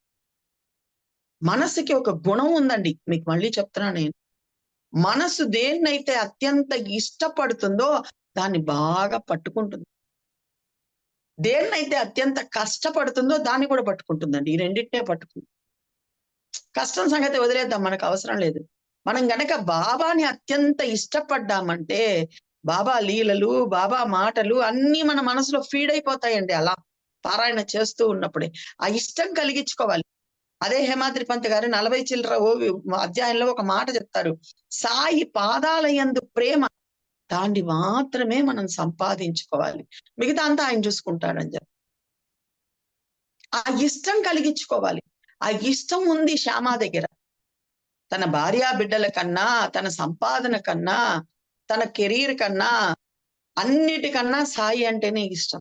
ఎంత ఇష్టం అంటే శ్యామకి, ఎంత ప్రేమ స్వరూపుడిగా తయారైపోయాడంటే శ్యామ ఉచ్ఛ్వాస నిశ్వాసంలో కూడా సాయినాథ్ మహారాజ్ కి జై, సాయినాథ్ బాబాకి జై అనేవారు ఆయన నిద్రపోతుంటే. కాపాడే తన డైరీలో రాస్తారన్నమాట. ఆయన రాసుకోవాలి, ఆయన చెప్పడం గొప్ప కాదు, మన గురించి మనం చెప్పుకోకూడదండి. పక్కన పడుకున్న కాపడ్డే గారు తన డైరీలో రాస్తున్నారు, శ్యామ నిద్రిస్తూ ఉన్నా కూడా ఉచ్ఛ్వాస నిశ్వాసంలో సాయినాథ్ మహారాజ్ కి జై, సాయినాథ్ బాబా కి జై అంటూ ఉన్నారు. అంత ఇష్టం కలిగించుకున్నాడు బాబా పట్ల. అందుకే కదా బూటికి ఆయనకి ఇద్దరికి ఒకేసారి కనిపించాడు బాబా కూడా. సో వాళ్ళిద్దరి ప్రేమ అనుపమానం, మనం దేంతోనూ తూచలేదు. అటువంటి శ్యామ ముసలమ్మ కథని మన హేమాద్రి పంత్ గారికి ఆయనతో పాటు మనందరికీ చెప్తూ ఉన్నారు. రాధాబాయి దేశ్ముఖ్ అనే ఆవిడ బాబా దగ్గరికి వచ్చింది. బాబా దగ్గరికి వచ్చేటప్పుడే ఆమె అద్భుతమైన సంకల్పం చేసుకునింది. అదే నేను మీకు చెప్పింది, ఎప్పుడు మనం గుడికి వెళ్తున్నా, ఎక్కడికి వెళ్తున్నా మన సంకల్పం ఉండాలి గట్టిగా, మన సంకల్పమే సిద్ధిస్తుంది. బాబా సాధనకి మొట్టమొదట నోరు తెరిచి బాబా నోటి గుండా వెలువడిన అద్భుతమైన వాక్యం సచ్చరిత్రలో ఏంటి అంటే, నీ సంకల్పం సిద్ధిస్తుంది. మనకి తెలియాల్సిన ఇంకో విషయం, ఆ సంకల్పం కూడా ఆయనే చేయిస్తాడు, మనం ఏమీ చేయలేము, మనం ఏమీ లేదు. కానీ సంకల్పం ఉండాలి ఏదో ఒకటి. అదే కదా 19వ అధ్యాయం హేమాద్రి పంత్ కూడా చేశారు. సో ఆ తల్లి కూడా అలాగే సంకల్పం చేసుకొని వచ్చింది, బాబా దగ్గర ఏదో ఒక ఉపదేశం పొందకుండా నేను షిరిడీ వదిలిపెట్టి వెళ్ళను, అప్పటి వరకు నేను అన్నపానీయాలు స్వీకరించను అని దీక్ష పోనింది. ద్వారకామాయికి వచ్చి బాబాని దర్శించుకుంది. హాయిగా సాటవాడాకో దీక్షిత్ వాడాకో వెళ్ళిపోయింది. వాడాలో ఉంటూ ఉంది, అద్భుతంగా జపం చేస్తుంది. మొన్న కూడా చెప్పాను నేను, చేతిలో జపమాల తిప్పుతుంది, ఒక పక్క శ్యామ భోజనం తెచ్చి పెడితే వద్దు అని చెప్తున్నటువంటి చిత్రపటం మనకు ఆ అధ్యాయం మొదట్లో మణెమ్మ సచిత్రలో కనిపిస్తుంది. సో అలా జపం చేసుకుంటూ ఉంది, ఆల్రెడీ హరినామ స్మరణలోనే ఉంది. ఇంకా సద్గురువు అయిన సాయినాథుడి గుండా ఏదైనా ఉపదేశం పొందాలని ఉంది. బాగా వయోవృద్ధురాలు, బాగా బక్క చిక్కిపోయి ఉంది. మీ అందరి కళ్ళకి ఇప్పుడు ఆ తల్లి కనిపిస్తూ ఉండాలి, బక్క చిక్కిపోయి ఉంది. మొదటి రోజు చూస్తున్నాడు మన శ్యామ, మంచినీళ్ళు వద్దంటుంది, ఆహారము వద్దంటుంది. సరే ఒక రోజు పోనిచ్చాడు. రెండవ రోజు చూశాడు శ్యామ, రెండవ రోజు కూడా ఆ తల్లి మంచినీళ్లు ముట్టుకోవడం లేదు, ఆహారం ముట్టుకోవట్లేదు. శ్యామ పనండి అది, వాడాలో అందరూ భోంచేశారా లేదా కూడా చూసుకొని అప్పుడు తన ఇంటికి వెళ్ళి భోంచేసేవాడు. ఆల్రెడీ ద్వారకామాయిలో 150-200 మందికి శ్యామ నిమోన్కర్ గారు వడ్డన చేసేవారు. ఆ తర్వాత వాడాకెళ్ళి ప్రతి ఒక్కళ్ళు భోంచేశారా లేదా అని కనుక్కునేవారు. అప్పుడు 3:00కో 3:00కో 3:30కో ఇంటికి వెళ్ళి ఇంట్లో ఉన్నటువంటి భోజనాన్ని చేసేవారు శ్యామ. అది ఒక నియమంగా పెట్టుకున్నాడు. బాబా కూడా ఆ నియమాన్ని అలాగే పాటింపజేశారే గాని ఉల్లంఘింపజేయలేదు. సో అందువల్ల రెండో రోజు కూడా వచ్చాడు. ఆ తల్లి బక్కచిక్కిపోయి ఉంది. త్రాణం లేదు, మాట్లాడడానికి కూడా గొంతు పెగలడం లేదు. ముసలితనం పైబడింది కదా. అయినా ఆహారం తీసుకెళ్తా, అమ్మా కొంచెమైనా భోంచెయ్యమ్మా, నా మాట వినమ్మా అంటూ ఉన్నాడు శ్యామ. నాకొద్దు నాయనా, నేను భోంచేయను. నేను ఆ తండ్రి దగ్గర నుంచి ఉపదేశం తీసుకొనిదే ఏమి భోంచేయను, ఒక పలుకైనా ముట్టను అని కూర్చోను. 2 రోజులు గడవనిచ్చాడు శ్యామ కూడా. 3వ రోజు మళ్ళీ భోజనం తీసుకెళ్ళాడు. 3వ రోజు కూడా అదే పరిస్థితి. శ్యామకు కలవరం పట్టుకుంది. చూడండి, ఆ కలవరం కూడా ఎటువంటి కలవరం. ఒకవేళ ఆ తల్లికి ఇక్కడ ఏదైనా అయితే తన తండ్రి అయిన సాయినాథుడికి చెడ్డ పేరు వస్తుంది కదా. ఏదో ఉపదేశం కోసం వచ్చింది కదా. స్వార్థం గాని పరమార్థం గాని మోక్షం గాని ఇవ్వగల సర్వ సమర్థుడు కదా. ఆయనకి తెలియకుండా ఏముంటుంది. ఆయన ఇచ్చి పంపించాలి కదా ఆ తల్లికి అన్న బాధ లోపల మొదలైంది. అలా ద్వారకామాయికి వెళ్ళాడు. సాయినాథుడికి అంతా తెలుసు కదా. మన భూమిక, మన చిత్తవృత్తి, మన స్థితిగతులే కాదు, 84 లక్షల జీవరాశులు ఏవి తిన్నాయి, ఏవి తినలేదు, ఏవి ఏం చేస్తున్నాయి, ఏ క్షణంలో ఎక్కడున్నాయి, అంతా మొత్తం క్యాలిక్యులేషన్ ఆయన అరిచేతిలోనే ఉంటుంది. ఎక్కడికి వెళ్ళబల్ల ఆయన. సో శ్యామాన్ని చూడంగానే బాబా ఒక విచిత్రమైన మాట చెప్తాడు. శ్యామ, ఏంటి సంగతి? ఆ నారాయణుడి బుర్ర పాడైంది, నన్ను విసిగిస్తున్నాడు అంటాడు. ఆ తల్లిలో కూడా ఉన్నది నారాయణుడేగా. అందరినీ నారాయణ స్వరూపంగానే చూసేవాడు బాబా. ఆ నారాయణుడి బుర్ర పాడయింది, ఆ తల్లి బుర్ర పాడయింది. ఆల్రెడీ మంచి సాధనలో ఉంది, ఇంకా నేనేదో ఉపదేశం ఇవ్వాలని ఎదురు చూస్తుంది. సో అందువల్ల నాకు విసిగొస్తుంది. ఆ నారాయణుడి బుర్ర పాడయింది అన్న పదం వాడతాడు అక్కడ అద్భుతంగా బాబా. వెంటనే శ్యామ అందుకుంటాడు. సమయం కోసం చూస్తూ ఉన్నాడు కదా. నువ్వు ఎవరినో ఎక్కడెక్కడి నుంచో రప్పిస్తావు, మళ్ళీ వాళ్ళని బాధిస్తావు. ఏంది బాబా ఇదంతా? ఆ తల్లి అసలే వయోవృద్ధురాలు, ఈ రోజో రేపో చనిపోయేటట్టుంది. ఆ తల్లిని పిలిచి అక్కడ ఒక మాట చెప్తాడండి. నువ్వు ఏదో ఒక మాట చెప్పు, నీ నోటి గుండా ఏ మాట వచ్చినా అది మంత్రమే. బాబా అంటే ఎంత ఇష్టమో చూడండి. నీ నోటి గుండా ఏ మాట వచ్చినా అది మంత్రమే. ఏదో ఒక మాట చెప్పు ఆ తల్లికి. ఉపదేశం కావాలంట ప్రసాదించు. ఆ తల్లిని ఒక ముద్ద తినేటట్టు చెయ్యి. ఆ తల్లికి ఏదైనా అయ్యి, అందుకేనండి చెప్తారు, పరులను చూసి వైష్ణవుడు అంటే ఎవరో నరసింహత పాడతారు కదా. వైష్ణవ జనతో తేనే కహియో పీడు పరాయే జానేన. ఇతరుల కష్టం చూసి ఎవడి మనసు ద్రవిస్తుందో వాడే అసలైన వైష్ణవుడు అంటారు నరసింహత గారు. అంతేగాని అందరం భక్తులం కాదండి. ఇతరుల కష్టాన్ని చూసి ఎవడి మనస్సు ద్రవిస్తుందో వాడు అసలైన భక్తుడు అంటారు. మన శ్యామకు అటువంటి మనస్సే. అందరూ బాబా దగ్గరికి రావాలి, అందరూ బాబా ఆశీర్వాదాన్ని పొందాలి, అందరూ ఆయన యొక్క అనుగ్రహాన్ని పొందాలి, అందరూ ఉద్ధరింపబడాలి.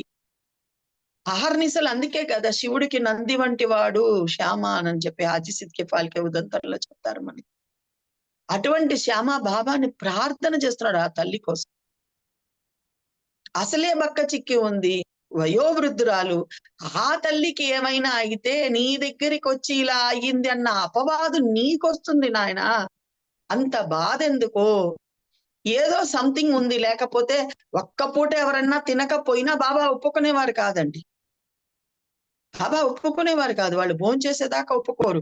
ఇలాగే 3 రోజులు ఉపవాసం ఉండాలని వచ్చిన తల్లిని కూడా వాళ్ళ ఇంటికి వెళ్ళు, వంట చేసి బాగా పూరన్ పోళీలు చేసి వాళ్ళకి పెట్టి నువ్వు కూడా తిను అని చెప్పాడు.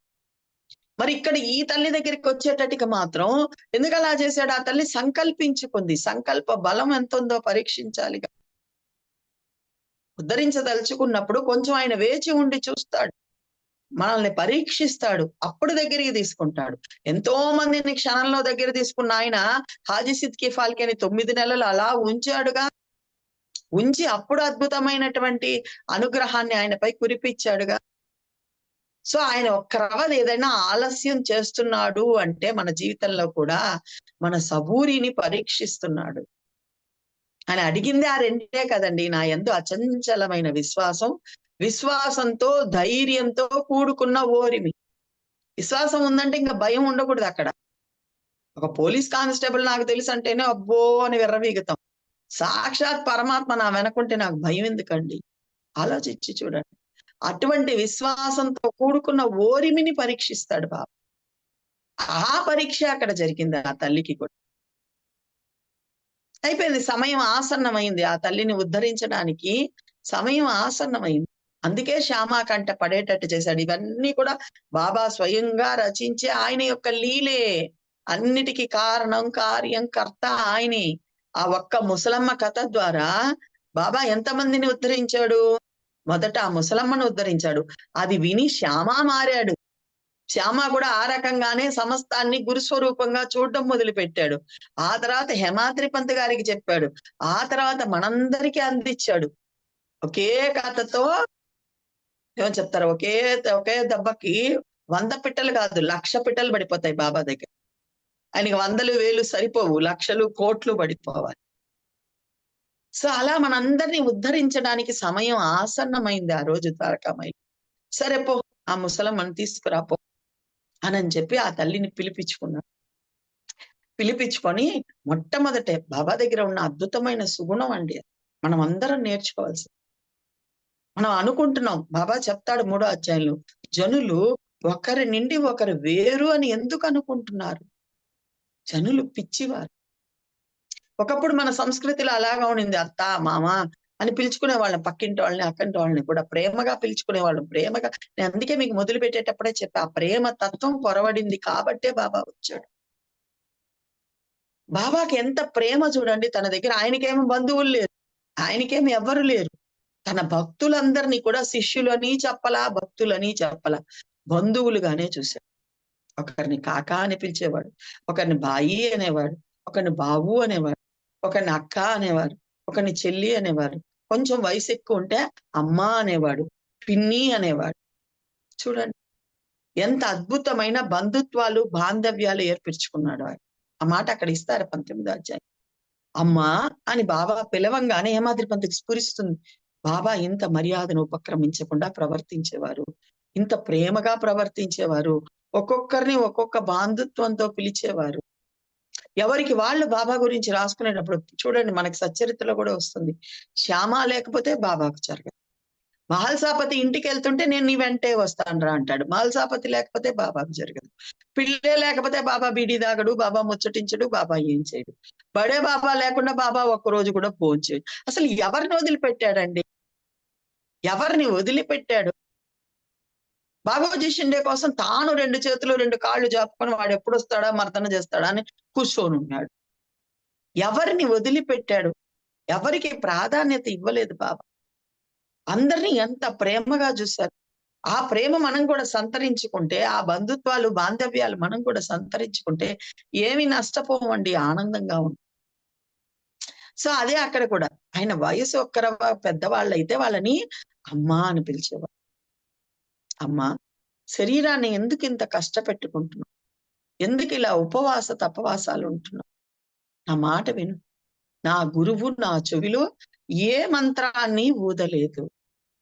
నేనింక నీకే మంత్రాన్ని అందిస్తాను? నాకేదైనా చెప్పుంటే నేను నీకేదైనా చెప్పగలను తల్లి. నేనేం చేశానో అది కావాలంటే చేస్తాను. నేను 12 ఏళ్ళు నా గురువుని సేవించాను. నా గురువు దగ్గరే ఉన్నాను. నా గురువు లేని కళ్ళు నాకు మాంసపు గోళాలు. నా గురువునే చూస్తూ ఉన్నాను. చిన్నవాడిగా ఉన్న నన్ను గురువు పెద్దవాడిని చేశాడు. తాబేలు పిల్ల ఒక ఒడ్డున ఉంటుంది, తాబేలు ఇంకొక ఒడ్డున ఉంటుంది.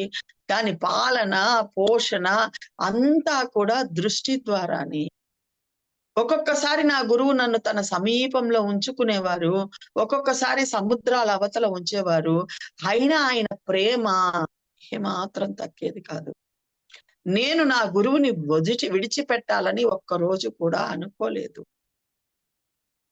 అలా నువ్వు కూడా నీ గురువుతో ఉండే ప్రయత్నం చెయ్యి. ప్రతిదాన్ని గురువుగా చూసే ప్రయత్నం చెయ్యి. ఇదేనమ్మా నాకు చెప్పింది. ఇదే నేను నీకు ఇవ్వగల ఉపదేశం. అంతకు మించి నేనేమి ఇవ్వగలను తల్లి? మంత్రాల గొడవ మనకొద్దు. బాబా చెప్పిన మాట. మంత్రాల గొడవ మనకొద్దు. ఎందువల్లంటే మంత్రం చెప్తూ ఉన్నా మనసు 10 చోట్లకి వెళ్ళిపోతూ ఉంటుందండి. ఈ మాట నేను చెప్పలేదు. కబీర్ ఎప్పుడో చెప్పారు.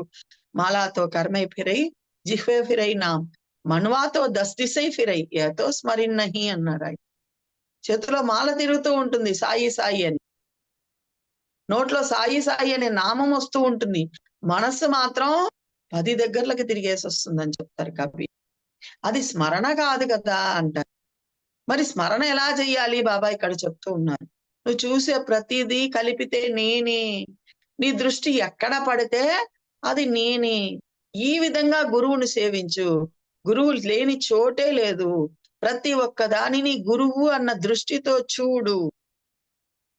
ఎందులో లేడు బాబా? ప్రతి జడ జీవ పదార్థంగా ఉన్నది సాయి. నాలో కూడా ఆత్మస్వరూపంగా ఉన్నది సాయి. అలా చూశాడు బాబా. తన గురువుని అలా సేవించాడు. అదే మనకు 19వ అధ్యాయంలో అద్భుతంగా అందించాడు. ఈ కథనంతా శ్యామ చెప్పి పూర్తి చేసేటటికి కంఠం గద్గతం అయిపోయింది. శరీరం రోమాంచితం అయిపోయింది. కళ్ళ వెంబట నీళ్లు గారుతూ ఉన్నాయి మన హేమాద్రి పంతులు. ఎందువల్లంటే నన్ను అనుగ్రహించలేదు అనుకుంటూ ఉన్నాను. నన్ను ఇంత అద్భుతంగా ఈ ముసలమ్మ కథ ద్వారా అనుగ్రహించారా? నేను ఒక్క చోటికే పరిమితం కాదు, అంతటా ఉన్న నన్ను చూసే ప్రయత్నం చెయ్యి అని చెప్తూ ఉన్నారా? నీ దృష్టిని నా మీద, అందుకనే చెప్తాడు హేమాద్రి పంత్ తర్వాత, దృష్టి యొక్క ఏకమాత్ర లక్ష్యం గురువే కావాలి. గురువుని తప్ప అన్య వస్తువుని చూడకూడదు మనము అంటారు. సో అదే మన దృష్టి యొక్క ఏకమాత్ర లక్ష్యం కావాలి.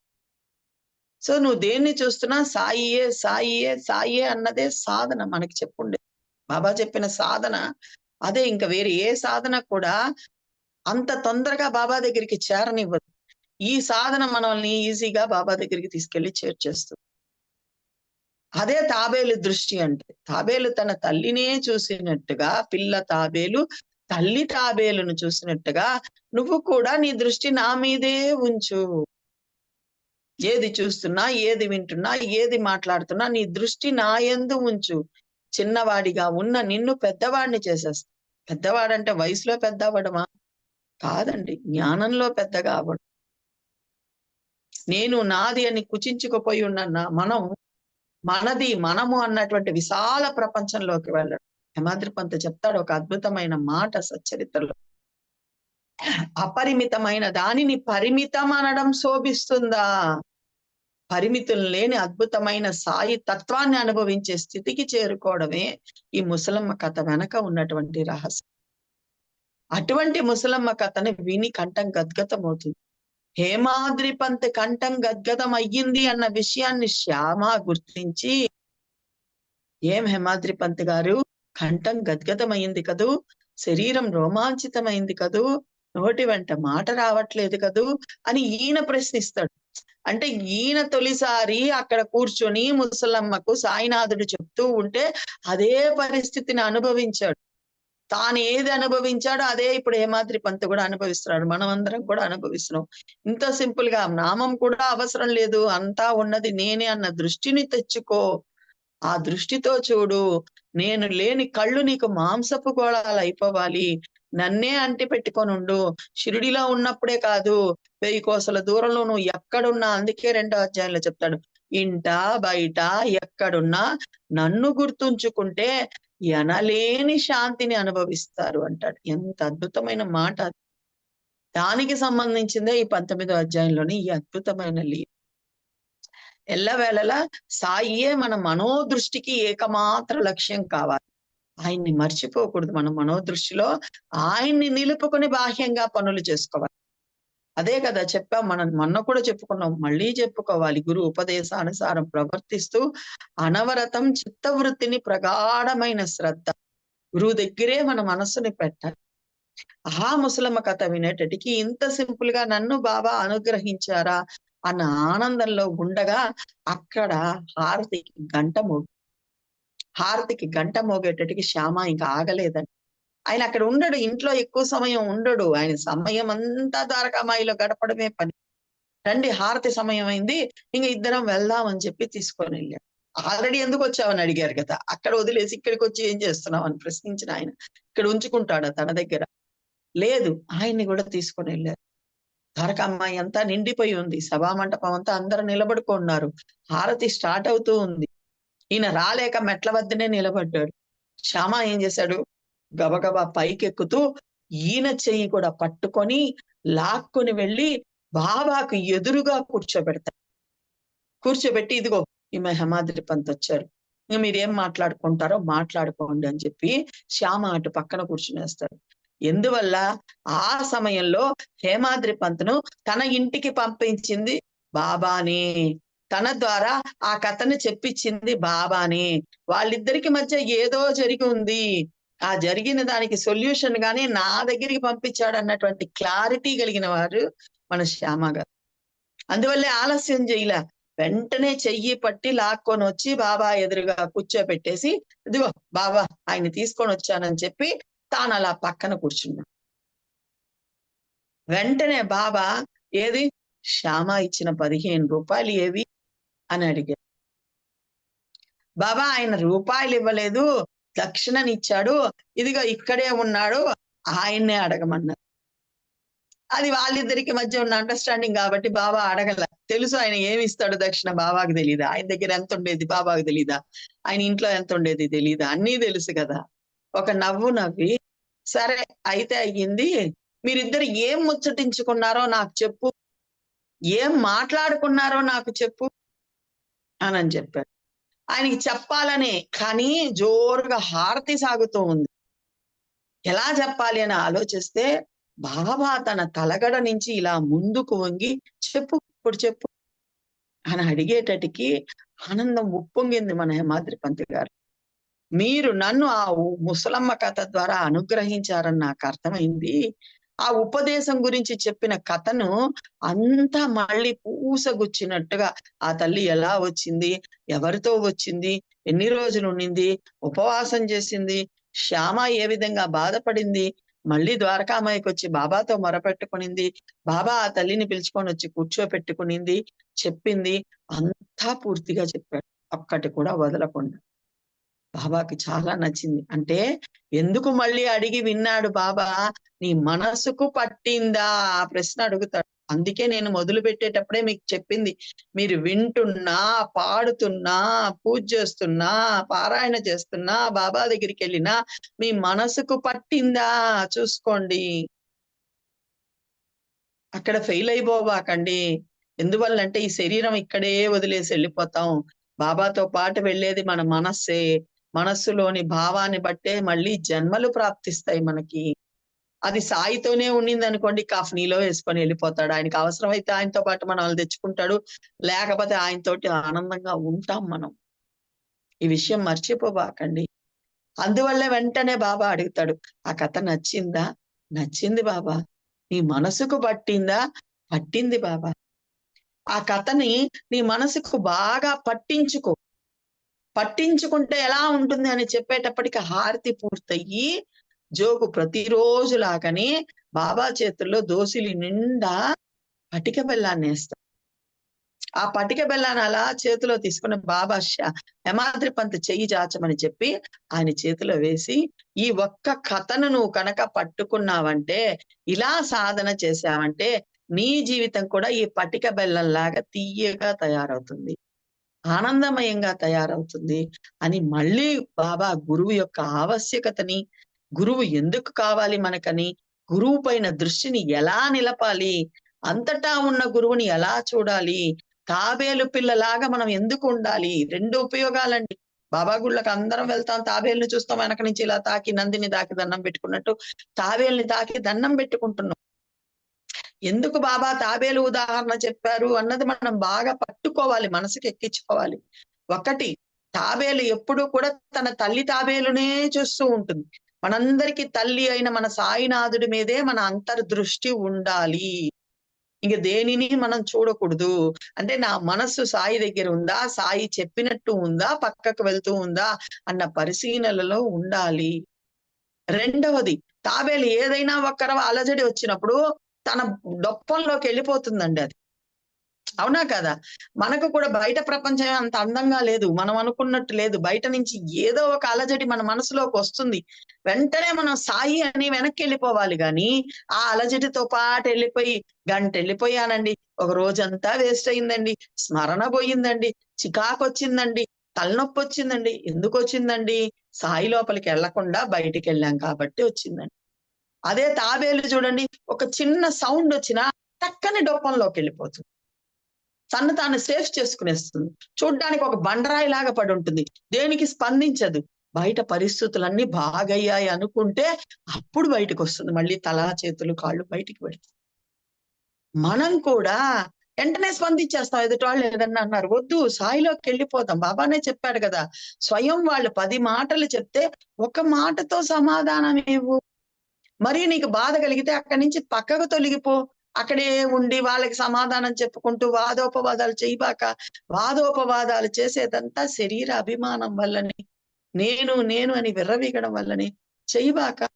ఒక్కసారి నన్ను గుర్తు తెచ్చుకో. ఎక్కడ గుర్తు తెచ్చుకుంటున్నావు?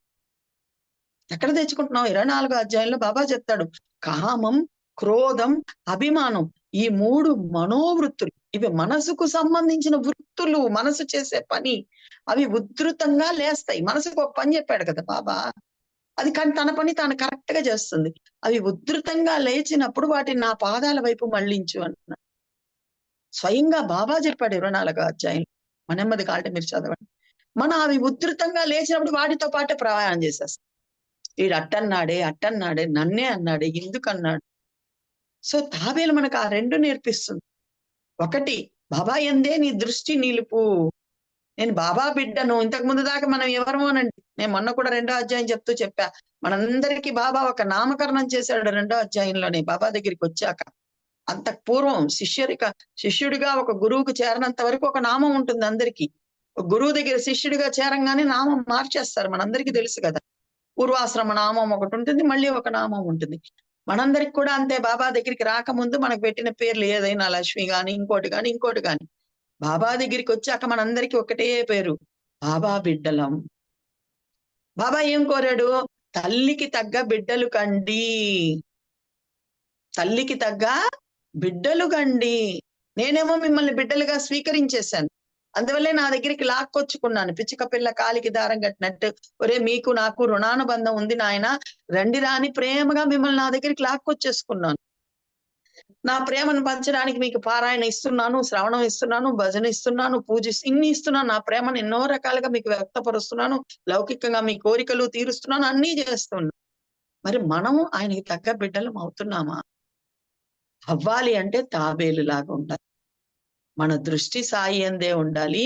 బయట నుంచి ఏదైనా అలజడి వచ్చినప్పుడు సాయి అనే ఆ డొప్పం లోపలికి మనం వెళ్ళిపోవాలని. వెళ్ళిపోయి ఆ అలజడంతా తగ్గాక మళ్ళీ బయటికి రావాలి. అంతేగాని ఆ అలజడితోటి ప్రయాణం చేసి మన మనసుల్ని కలత పెట్టుకోకూడదు, కలవర పెట్టుకోకూడదు. ఎంత అద్భుతంగా రోహిల్లా ఉదంతంలో చెప్తాడు. అతని మనసు ఒక పతిత అంటాడు బాబు. పతితతో పోలుస్తాడు అక్కడ మనస్సుని. అవునా కాదా? అతని భార్య పతిత. భార్య లేదు, ఏమీ లేదు. అంటే అతని మనసుని అలా పోల్చాడు బాబు. మన మనసు కూడా అందుకే కదా ఇందాక చెప్పాను. మనసు ఆలోచించినట్టు శత్రువు కూడా ఆలోచించడు. ఎన్నో పిచ్చి పిచ్చి ఆలోచనలు చేసేస్తుంది. దానికి సాయిని అందిస్తూ ఉండు, సాయిని అందిస్తూ ఉండు, సాయిని అందిస్తూ ఉండు. రే బాబా ఏం చెప్పాడు? నువ్వేం చేస్తున్నావు పిచ్చిదాన్ని? బాబా ఏం చెప్పాడు? బాబా ఏం చెప్పాడు? అందరినీ సాయిగా చూడమన్నాడు. చూద్దాం ఏమవుతుంది, కొంచెం చూద్దాం అని ఇలా అందిస్తూ ఉండండి. పసిబిడ్డకు అందించినట్టు. అందించాల్సింది మనమే. 10వ అధ్యాయంలో అద్భుతంగా యమాద్రి పంత్ గారే చెప్తారు. మనసుకి విషయాలను అందిస్తే విషయ చింతన చేస్తుంది. గురువును అందిస్తే గురువు గురించే ఆలోచిస్తుంది. ఆ అందించడమే ముసలమ్మ కథ ద్వారా బాబా అనుగ్రహించింది. అదే మళ్ళీ హేమాద్రి పంత్‌కి కూడా కూర్చోపెట్టుకొని ఇలా చెయ్యి తాబేలు పిల్ల చూసినట్టు చూడు. అప్పుడు నీ ధ్యానం కుదురుతుంది. ధ్యానం కుదరాలంటే నీకు యథార్థమైన జ్ఞానం కావాలి. యథార్థమైన జ్ఞానం ఏమిటి? ఈ సృష్టిలో ఉన్నదంతా పరమాత్మ స్వరూపమే. భగవత్ స్వరూపమే. అటువంటి యథార్థమైన జ్ఞానంతో ధ్యానం చేస్తూ ఉండు. దాన్నే ధ్యానిస్తూ ఉండు. నీకు వీలైతే నా ఈ సగుణ స్వరూపాన్ని ధ్యానించు, లేదా ఆనంద స్వరూపంగా నన్ను ధ్యానించు, ఆ వైపు నీ దృష్టిని మరలించు. అలా నీ మనస్సును నా వైపు మరలించి సాధన చేస్తే నీ జీవితం ఈ పటిక బెల్లంలాగా తియ్యగా తయారవుతుంది, ఆనందమయంగా తయారవుతుందని చెప్పడం. అది చెప్పిన వెంటనే హేమాద్రి పంత్ గారు ఎటువంటి సాధనకు ఉపక్రమించారు, దాన్ని ధృవీకరిస్తూ బాబా ఔరంగాబాద్ గారి చేత నరసింహారావు గారు పాడే పాట, అద్భుతమైన పాటని ఎలా పాడించారు, ఇవన్నీ కూడా మనం బాబా అనుగ్రహిస్తే మళ్ళీ కలుసుకున్నప్పుడు చెప్పే ప్రయత్నం చేద్దాం. అటువంటి బాబా ప్రేమలో ఉందాం. మన మనసుకు తోచినప్పుడల్లా ద్వారకామాయికి వెళ్ళిపోదాం. లీలలు గుర్తొస్తే లీలలు చెప్పుకుందాం, పాటలు గుర్తొస్తే పాటలు చెప్పుకుందాం. ఆడతాడండి మనతోటి, నాట్యం చేస్తాడు ఆయన గజ్జలు కట్టుకొని. ఆయనతో కలిసి మనము నాట్యం చేద్దాం. ఆయనలో మన మనసులను ఉంచే ప్రయత్నం చేద్దాం. తాబేలు పిల్లలాగా మనందరినీ తయారవ్వమన్నాడు కాబట్టి అలా తయారయ్యే ప్రయత్నం చేద్దాం.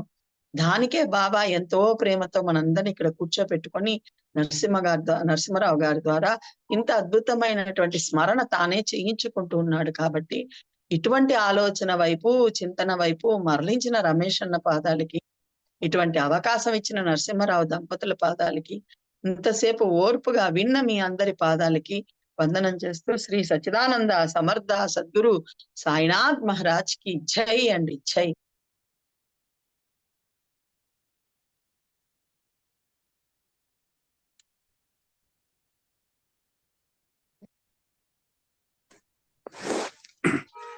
సాయిరామ్, సాయిరామ్ అమ్మ. ప్రయాణం చాలా అద్భుతంగా నడుస్తోంది. అందరం ఒక భోగిలో ఎక్కాం. అందరం కూడా హాయిగా బాబా ఎదురుకుండా కూర్చున్నారు. ద్వారకామాయి అంతా ద్వారకామాయిలో కూర్చున్నాం హాయిగా. అక్కడ చూస్తుంటే అవన్నీ కూడా జ్ఞాపకం వచ్చేస్తున్నాయి. శ్యామ ఇంటికి వెళ్ళిపోయాం. అక్కడ వాళ్ళిద్దరు మాట్లాడుకుంటుంటే మనం ఏదో సాక్షుల్లా కూర్చున్నాం. మనందరం కూడా కూర్చుని ఆయన కుర్చీళ్ళు ఎలా పెట్టుకుంటున్నాడు, లోపలికి ఎలా దోపుతున్నాడు, టోపీ ఎలా పెట్టుకుంటున్నాడు, ఆయన నామస్మరణ ఎలా చేస్తున్నాడు, లోపలికి వెళ్ళి ఏదో పూజ చేసి వస్తాను 2 పువ్వులు పెట్టేసి వచ్చాడు, ఈ లోపల ఈయనేమో పారాయణ చేసాడు. ఇవన్నీ కూడా మనకి కళ్ళకు కట్టినట్టు బాబా చూపిస్తున్నారు. అంతేకాదు మళ్ళీ ఇక్కడికి వచ్చిన తర్వాత దాదా అక్కడ గంట కొట్టేస్తున్నారంటే, గంట కనిపించి పెద్ద గంట ద్వారకామాయిలో ఉంది చూసారా, బయట ఉంటుంది గంట. అది 11:30 ప్రాంతాలు కొడతారట, కరెక్ట్ గా అరగంట ముందు కొడతారట. అందరికి ఇండికేషన్ అనమాట. రండిరా, ఉఠా ఓ బాంధవ, అందరు లేచి రండిరా బాబు ఇక్కడికి అని ఆ గంట కొడతారట. అరగంట ముందు గంట కొట్టేవాడికి మళ్ళీ పరిగెత్తారు. అక్కడ హేమాద్రి పంత్ ఇంకోటి కూడా చెప్తాడు, అందరు ఫుల్ గా రష్ గా ఉన్నారు, బాగా జనం ఉన్నారు, నేను వెళ్ళలేనేమో, అయిన తర్వాత వెళ్ళవలసి వస్తుంది. అప్పుడే ఆయనలో మన ఆలోచనలు కూడా మనకి ఎలాగ ఉప్పొంగిపోతాయంటే, ఇంతమంది జనం ఉన్నారు, నేను లోపలికి వెళ్ళలేమో అనుకునే లోపల శ్యామ గట్టిగా చేయబట్టుకోవడం, బరబరా ఏడ్చుకుని వెళ్ళిపోవడం, కరెక్ట్ గా బాబా ఎదురుకుండా కూర్చోబెట్టడం. అది కూడా ఎంత అసలు నేచురల్ అండి అదంతా. ఎందుకంటే కౌన్సిలింగ్ విధానం అది. బాబా ఎదురుకుండా కూర్చోబెట్టి, కౌన్సిలర్ ఎప్పుడు కూడా క్లయింట్ ని ఎదురుకుండా కూర్చోబెట్టి చెప్తాడు. ఇప్పుడు క్లయింట్ హేమాద్రి, అక్కడ కౌన్సిలర్ ఏమో బాబా, ఎదురుకుంటే కరెక్ట్ గా ఐ కాంటాక్ట్ ఉండాలి. అక్కడ ఆ కాంటాక్ట్ లో బాబా చెప్పేప్పటికి ఇంకా ఆయన క్లయింట్ మనమే, హేమాద్రి పంత్ గారంటే క్లయింట్ మనమే. అదే మనమే. ఇక్కడ ఏంటంటే మన తరపున హేమాద్రి పంత్ కూర్చోబెట్టాడు. అక్కడ మనందరం ఆయన వెనకాల ఉన్నాం, ఏం చెప్తారా అని. మనకు కూడా చోటు ఉంది, మనకు కూడా బరబరా ఇచ్చుకుని లావులు పెట్టేశాడు బాబా. అక్కడ జోగేమో శుభ్రంగా లాగే మంచి ఆరతి గట్టిగా పాడేస్తున్నాడు. ఇవన్నీ కూడా మనకి దృశ్యం అలా కనిపిస్తుంటే, అక్కడ ఆయన వంగడం చూడండి. అంటే ఆయన ఎంత ఇదంటే, చాలా మంది ఇలా కూర్చుని వాళ్ళు చెప్తుంటే ఇలా వింటూ ఉంటారు. కానీ బాబా ఎంత నిరహంకారం, ఎంత ప్రేమతత్వం, నిజంగా నీళ్ళు వచ్చేస్తాయి నిజంగా.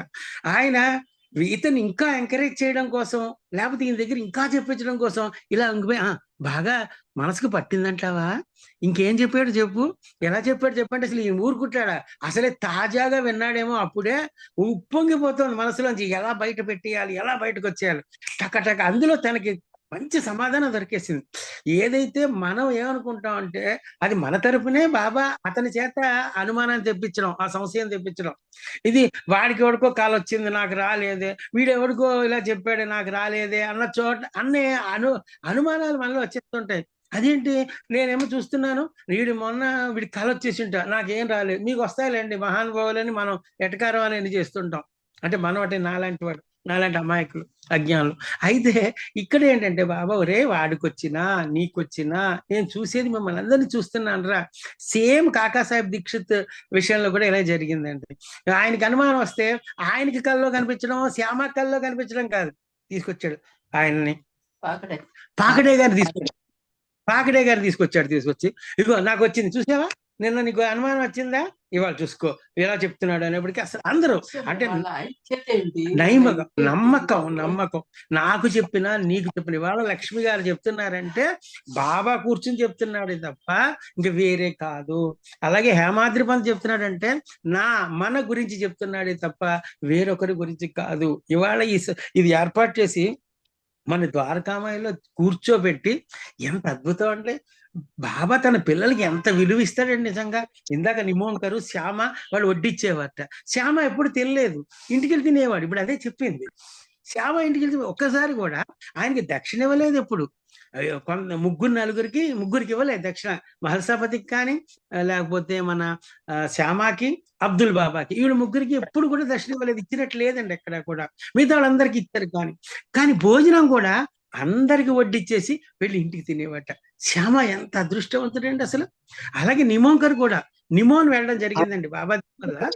నరసింహారావు గారు ఎటువంటి భోజనం 30 అధ్యాయాలు ఎంత అద్భుతంగా వర్ణిస్తాడు ఆ భోజనాన్ని.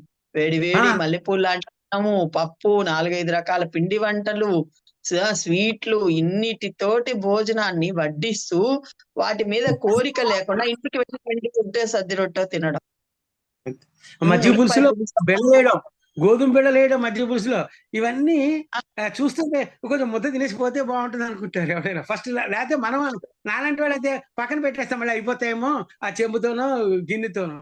కానీ అవన్నీ పెట్టుకోకుండా ఇంటికి, ఇవన్నీ కూడా వాళ్ళ క్వాలిటీస్ అండి, మనం నేర్చుకోవాల్సిన క్వాలిటీస్ అవన్నీ కూడా. అలాగే నిమోన్ గ్రామంలో ఆయన ఎంత ప్రేమ అంటే నిమోన్ వెళ్ళి బాబా దేవల్ల వాళ్ళు ఇంటర్వ్యూ చేసాం, ఎందుకంటే అనుభవాల కోసం. ఆయన వాళ్ళ మునిమనవడు ఉన్నాడు అప్పుడు. ఉన్నప్పుడు ఆయన చెప్పాడండి ఏంటంటే, ఒక రోజు బాబా నిమోంకర్ని పిలిచి ఒరే ఒక జెండా తయారు చేసి తీసుకురారా అన్నట్ట. అలాగే బాబా అన్నట్ట. అది ద్వారకామాయి మీద ఉంటుందండి. ఒకటి నిమోంకర్ వాళ్ళు పెట్టేది, ఒకటేమో దాము అన్న వాళ్ళు పెట్టేది. ఆ నిమోంకర్ రాస్తే శ్రీ సాయినాథాయ నమః అని రాసి బాబా తీసుకొచ్చి బాబాకి ఇచ్చేటండి ఆ జెండా. ఒరే నీ పేరు కూడా రాయిరా అన్నట్టు. అదేంటి బాబా నా పేరు ఎందుకు బాబా అంటే, రాయి చెప్తున్నా అని చెప్తాడు. శంకర్రావు దేశపాండే బ్రాకెట్ లో నిమోంకర్ అని రాసి తీసుకొచ్చాడు.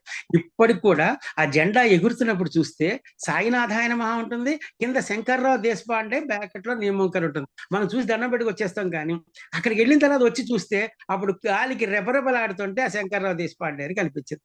దట్ ఈస్ బాబా. అది బాబా యొక్క గొప్పతనం. తను ఒక్కడు కాదండి, తన పిల్లలు కూడా పైకి జెండా మీద ఎక్కిచ్చేస్తాడు. దట్ ఈస్ బాబా అండి. అదే బాబా.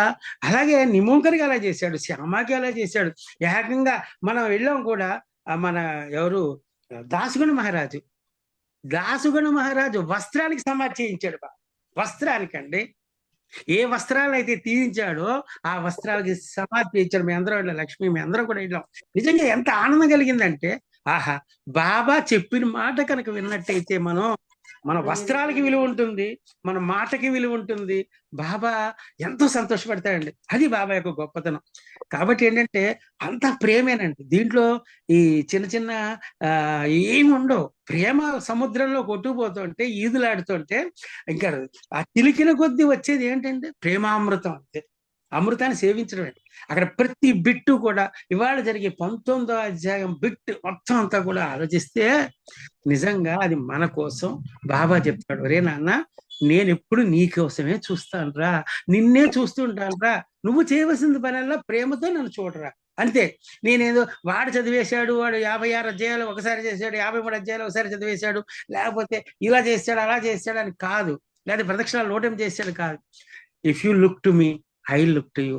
నువ్వు మనసా వాచ కర్మణ నన్ను కనుక స్మరించినట్టయితే, నన్నే చూస్తే నేను చూసుకుంటాను ఈ సంగతిని బాబా మనకి ఎంత అద్భుతంగా హేమాద్రి పంతుని మనకి రిప్రజెంటేటివ్ గా పెట్టి అక్కడ ఎంత అద్భుతం అండి. నేను 7 సంవత్సరాలు బట్టి ఇచ్చేస్తున్నాను, అలాగే 40 సంవత్సరాలు బట్టి ఇచ్చేస్తున్నాను, పారాయణ చేస్తున్నాను. వీడు ఒక్క రోజా, ఒక్క వారమా అనేప్పటికి సేమ్ అనుమానం మన దగ్గర వస్తుంది సార్, వస్తుంది. ఆ అనుమానాన్ని ఎంత కోకటి వేళతో సైతం పీకి అవతల పారేశాడు బాబాయ్ ఇవాళ. ఎందుకంటే నాన్న నువ్వు కూడా నా వాడివేరా, నా బిడ్డవేరా అని మన ప్రేమతో ప్రేమే ఆలింగనాన్ని ఆలింగనం చేసుకుంటూ మనకి చెప్పడం జరిగిందండి. నిజంగా ఈ 19వ అధ్యాయం అనేది క్రీమ్ అండి. ఇది ఒక్కటి బాగా చేస్తే మనకి ముందు అధ్యాయాలన్నీ కూడా ఇంకా అసలు ఎంతో ప్రేమతో మనం ముందుకు వెళ్ళాల్సి వస్తుంది, వెళ్తాం. ముందు ఏంటంటే ఇందాక మన లక్ష్మి గారు చెప్పినట్లాగా మనం ఎక్కడైనా ఒకటి జరుగుతుంటే అక్కడ పెట్టేస్తాం, ఇంకా పొడుగ్గా సాకు కొట్టేస్తాం మన పేకని. ఈ అదే తాబేలేదు టక్కన వెనక్కి లాక్కున్నాడు. ఇక్కడ ఏదో మనకి డేంజరస్ వాతావరణం, డేంజర్ గా ఉంది, వాతావరణం బాగులేదని టక్కన వెనక్కి తీసుకుంటుంది. మనం ఏం చేస్తాం, ఇంకా పొడుగ్గా తీసి బయటికి వెళ్ళిపోయి తలుపులను తీసి గేట్లను తీసి బయట నిలబడతాం, ఎవర్రా అని. అలా వద్దురా నాన్న, మనం ఏమన్నా వస్తే జస్ట్ వినండి, చెప్పండి, వినలేదు నిశ్శబ్దంగా ఉండిపోండి, ఇంకా లేదు వెకేట్ చేసేయండి, ఈ 3 పనులు చేయండి అని బాబా చెప్తున్నాడు. వెకేట్ అంతే. బాబు నీకు నమస్కారం. వాడు అనుకో, పిరికి వాడు అనుకో, లేకపోతే వాడు ఎవడైనా అనుకోండి, పర్వాలేదు.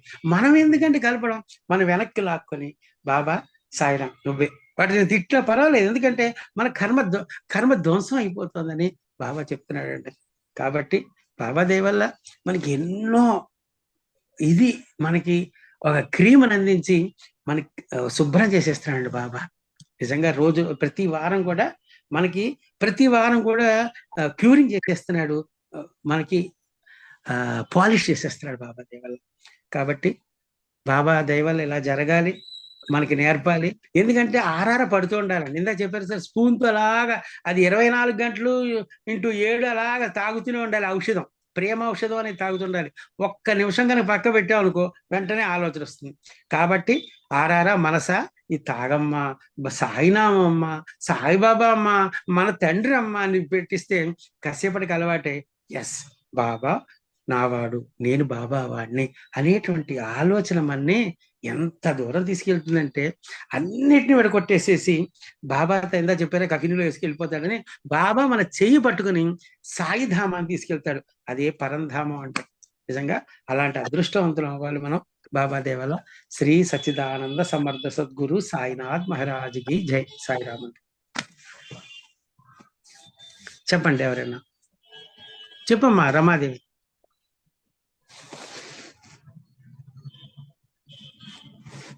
అన్మ్యూట్ చేయి అమ్మా. సాయిరామ్ సార్. శివుడికి అభిషేకం ఎలా జరుగుతుందో అలాగే సాయినామాన్ని మనం రోజు అభిషేకించుకోవాలి. అయితే అమ్మగారు ఈరోజు చెప్పారు సార్, ఉపకరణం అంటే మనం జస్ట్ ఒక వస్తువు కోసం ఆలోచిస్తాం. అమ్మగారు అంటే ప్రతిదీ ఒక హారతి, సాయి పారాయణం, సాయి సచ్చరిత్ర, ఆనందం, ప్రేమ. మనం అంటే కేవలం ఉపకరణం అంటే వస్తువులు అనుకున్నాం. వస్తువుల్లో కూడా అమ్మ ప్రేమ, పారాయణం, సచ్చరిత్ర, ఆనందం. మరి ఇంకొక మాట చెప్పారు సార్ అమ్మగారు, ఆనందం అనే సంత.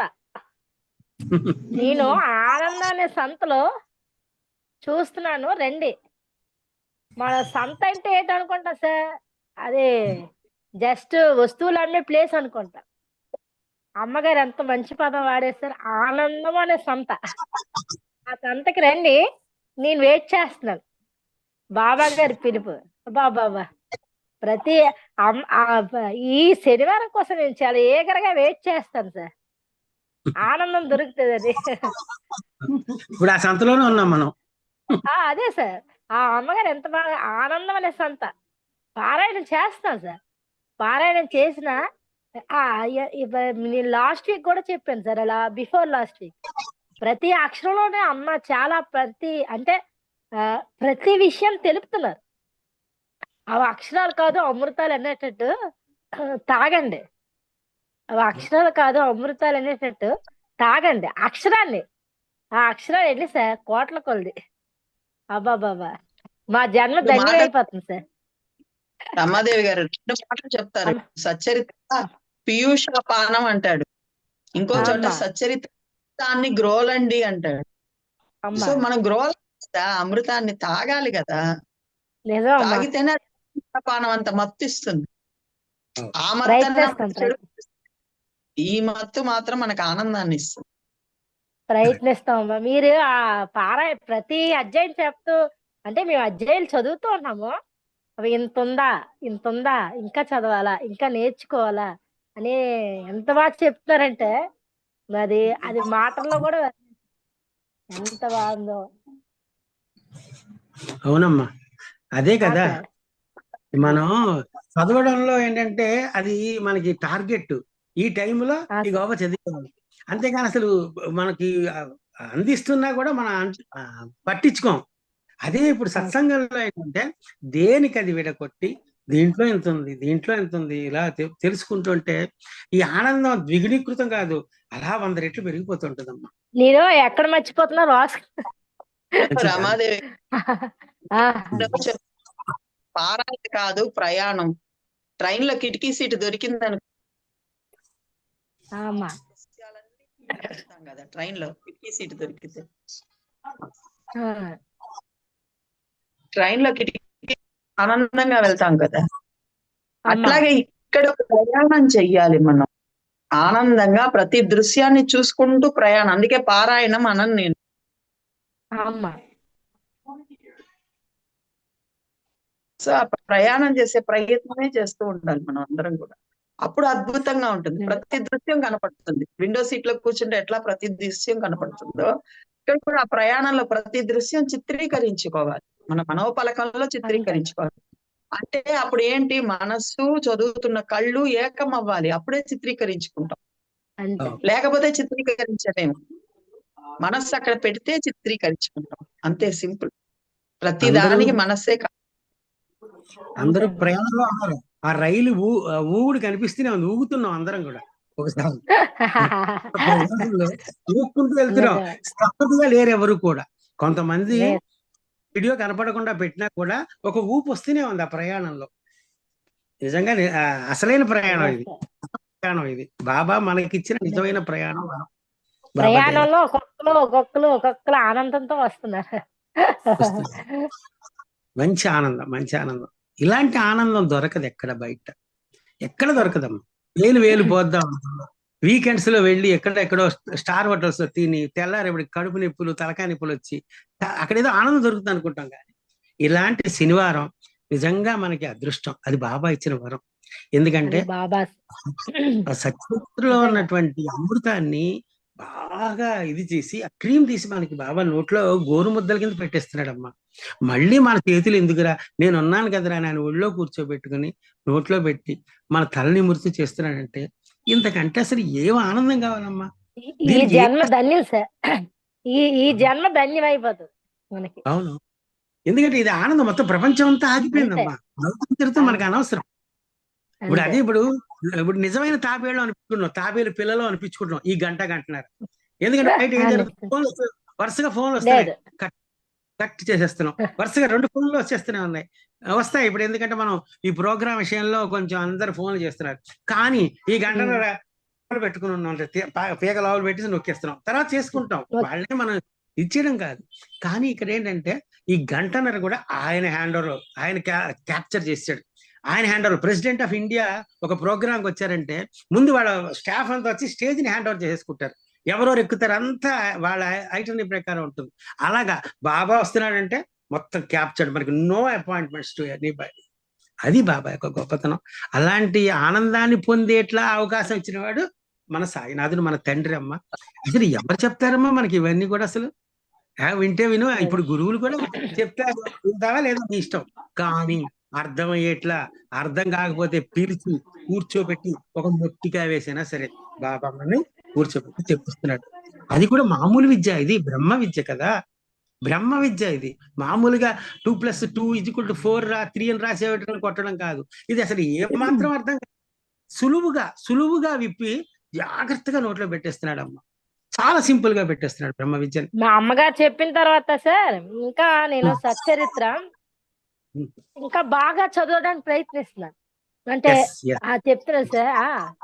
అమ్మగారు చెప్పిన తర్వాత ఇంకా ప్రతి అక్షరం, ప్రతి పదం సార్ చాలా నెమ్మదిగా, స్లోగా, ఎస్ చాలా సార్. అది అది ఒక సచ్చరిత్ర కాదు, మన ఒక భవిష్యత్ యొక్క నిర్ణయం అనిపిస్తుంది. ఈ భవిష్యత్ ఏంటి అని మనకు ఒక నిర్ణయాన్ని ఇచ్చేస్తుంది, ఒక రేఖ టైప్. మనకు ఒక రేఖ అనమాట. నాకు అదే అనిపించింది సార్ అమ్మగారు మాట్లాడినప్పుడల్లా. ఇది ఒక ఎవరో నీకు భవిష్యత్తు చెప్పరు, ఇదే నీకు భవిష్యత్ అని నా అమ్మగారు ఇంకా చెప్పిన తర్వాత ఇంకా దాని లోతు ఇంకా నేను తెలుసుకోవాలి సార్. ఇంకా నేను తెలుసుకోవాలి. చెప్పేస్తాడు, అన్ని చెప్తాడు. ఎందుకంటే దాంట్లో లేనిదంటూ ఏం లేదమ్మా. భౌతికంగా ఎలా నడుచుకోవాలి, ఆధ్యాత్మికంగా ఎలా ఉండాలి, అన్ని చెప్పింది సచ్చరిత్ర. అసలు ఏంటి ఆ సచ్చరిత్ర, అసలు ఆ రచన ఏంటి, అది ఏంటి, బాబా స్వయంగా వస్తున్నది కదా. అది నిజంగా అసలు అన్ని దాంట్లో. కాకపోతే మనం అర్థం చేసుకోం, మనం పట్టించుకోం. మణమ్మ తల్లి అందుకే చెప్తుంది తన ఉపోద్ఘాతంలో, వేదోపనిషత్తు సారం శ్రీ సాయి సచ్చరిత్ర, పరమార్థ సాధనకు అత్యుత్తమ సాధనం శ్రీ సాయి సచ్చరిత్ర. వేదాలు ఉపనిషత్తులు మనం ఏం చదువుతాం, అవి సంస్కృతంలో ఉన్నాయి, ఎప్పటికీ అర్థం కావు.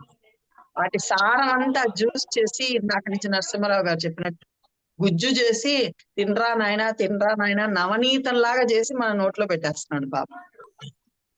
అందుకే ఆయన పరబ్రహ్మను చూపుడు వెళ్తూ చూపిస్తారు అంటాడు హేమాద్రిపంత్.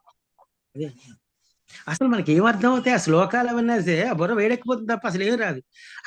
నెక్స్ట్ వచ్చి 20 అధ్యాయం ఉపనిషత్తు, ఓన్లీ 20 శ్లోకాలే. దాంట్లో ఒక్కటి అర్థం కాదు, మనకు కొరుకు పడదు. కానీ బాబా ఎంత ప్రాక్టికల్ గా చూపించేసాడు చూడండి. అది నెక్స్ట్, అది ఇంకా అద్భుతమైంది కదా. అది కూడా అది బాబా గొప్పతనం. ఎందుకంటే మన కెపాసిటీ ఏంటో బాబా తెలుసు. వీడి ఇంతకంటే వీడికి నాలెడ్జ్ లేదు, కానీ వీడిని వదిలేస్తాడా? వాడు ఎంత సొంట వాడైనా, ఈ నరసింహారావు అనే ఒక సొంటను వదిలేస్తాడా? తన పిల్లాడైనందుకు కూర్చోబెట్టి దగ్గర దిద్దించి, నాన్న ఇది కాదురా, వాళ్ళందరికీ అర్థం అయింది కానీ నీకు అవ్వలేదు కదరా, అందుకని నీకు ఇలా అమ్మా, ఆ పనిపిల్ల చూడరా అని పనిపిల్లను చూపిస్తూ ఇలా చెయ్యాలమ్మా, ఈశ్వరుడు ఇలా ఉన్నాడమ్మా అని అసలు ఆ చెప్పే విధానం బాబా మనకి తెలియచేసే విధానం. అంటే ఎంత లో ఇదిలో ఉన్నా, మనం ఇప్పుడు టీచర్స్ ఉన్నారు మీరంతా, కొంత ఒకసారి చెప్తారు, 10 సార్లు చెప్తారు, లేకపోతే లాస్ట్ బెంచ్ లో ఎవరైనా బాబు నువ్వు డిస్టర్బ్ చేయకు బాబు అని చూసేస్తాం. లేకపోతే తల్లిదండ్రులు పిలిచి ఇంకో సెక్షన్కో జడ్డు సెక్షన్కో వేసేస్తాం, మనకి తెలిసింది. కానీ ఆయన జడ్డు సెక్షన్ లో ఉన్న నన్ను లాస్ట్ బెంచ్ లో తీసుకొచ్చి ఆయన ఒళ్ళో కూర్చోబెట్టి మరింతగా చెప్పి నన్ను ముందుకు తీసుకురావడానికి చేస్తారు ప్రయత్నం. ఆయన అందుకే నరసింహారావు గారు, ఆయన అందుకే షిరిడీపుర వీధుల్లో తిరుగుతూ కాలిపోయిన అగ్గిపుల్లలు తీసుకునేవాడు, తలకాయ లేని అగ్గిపుల్లలు తీసి జోబులో వేసుకునేవాడు. మనమందరం అంట తలకాయ లేని వాళ్ళమే, జ్ఞానం లేని వాళ్ళమే, ఆయనకి వాళ్ళే కావాలి. జ్ఞానవంతులకి చెప్పేవాళ్ళు 100 మంది ఉన్నారు, ఎందుకు అవసరం లేదు ఆయనకి. మనలాంటి అమాయక భక్తులే కావాలి. మనం తెల్లకాయ తెల్లగా ఉంటాం కాబట్టి బాబా హాయిగా రాసుకుంటాడు దాని మీద, నాయన ఇది ఇది ఇది అని తెలుసు అనుకునేవాడికి ఏం ఉండదు. అందుకే బాబా చెప్తాడు, చదివి పాషాండ పండితులు కాకండి అంటాడు. ఒకే మాట చెప్తుంది సత్యం. చదివి పాషాండ పండితులు అయిపోతారు, వద్దు, నేను చెప్పింది పట్టుకోండి, ఆనందంగా ఉంటారు అని చెప్తారు. ఎక్కువ నాలెడ్జ్ ఉన్నా కూడా కన్ఫ్యూజన్ కి దారితీస్తుంది తప్ప అసలు విషయాలకు వెళ్ళాం మనం. నేను చెప్పింది గొప్ప, ఈవిడేం చెప్తోంది, ఆవిడేం చెప్తోంది, వీడేం చెప్తాడు, నాకు అహంకారం, నాకేం తెలియదు బాబా. అందుకనే ఇక్కడే చెప్తా, రామాఫలం సీతాఫలం అనేది కూడా ఇక్కడే 19 అధ్యాయంలో వస్తుంది కదా. రామాఫలం పడిపోతుంది ఎప్పటికైనా, పడిపోతే ఎందుకు పనికిరాదురా, అది అక్కడే పండాలి. అలాంటి వాళ్ళు చాలా తక్కువ మంది ఉంటారు. అదే సీతాఫలం అయితే గడ్డిలో పెట్టినా, వరిలో పెట్టినా, ఎక్కడ పెట్టినా అది పండిపోతుంది. అలాంటి వాళ్ళు భక్తుడు అంటారు.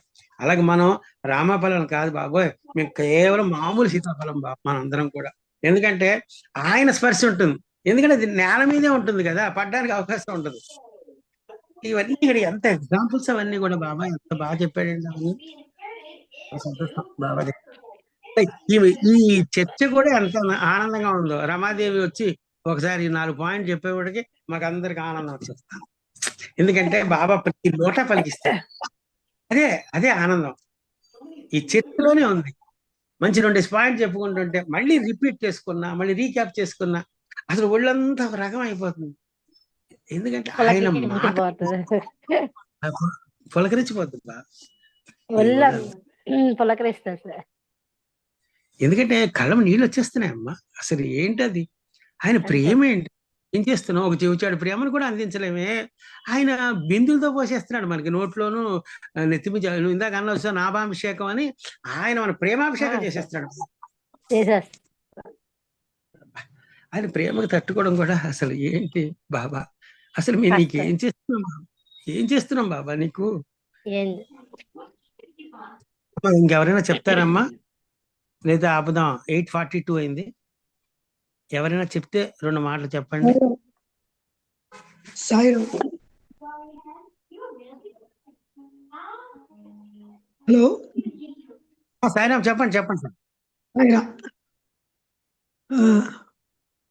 ఇక్కడ ఇది ఆవిడ చెప్పేది వింటుంటే నేను ఒక 60 ఏళ్ల క్రితం, అంటే నేను 4వ క్లాస్ చదివేప్పుడు భీమవరంలో ఒక గజేంద్ర మోక్షం మీద ఒక వారం రోజులు చెప్పాడు ఒక ఆయన, కోట సచ్చిదానంద శాస్త్రి, నాకు పేరు గుర్తున్నట్టు. ఆయన ఒక అలవైకుంఠపురం శ్లోకాన్ని 3 రోజులు చెప్పాడు. అంటే నాకు చాలా చిన్నపిల్లవాడిని. అది ఎంత అంటే కళ్ళకి కట్టిన విజువలైజేషన్, అంటే మనం చెప్పేది మాట అయినా కూడా కళ్ళకి అలా కట్టినట్టు. అలా లక్ష్మి గారు చెప్పేటువంటి చిన్న కథే అది. ఆ ముసలమ్మ కథ చాలా చిన్న కథే అయినా కూడా దాన్ని ఒక విజువలైజేషన్, అసలు ఎలా ఉంది ఏంటి అంటే ఒక సచేతం ఒక కథ చదువుతున్నాం అంటే దాన్ని కళ్ళకు కట్టినట్టుగా చాలా అద్భుతంగా.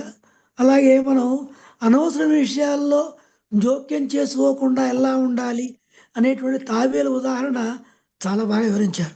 నిజంగా మొట్టమొదటిసారి వింటున్నాను. చాలా అద్భుతమైనటువంటి వివరణ, చాలా బాగుంది ఇవాళ. సాయిరామ్. సాయిరామ్ అండి. ఇంకెవరైనా చెప్తారమ్మా?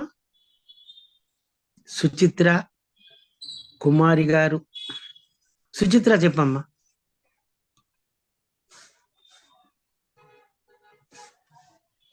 కౌసల్య గారు.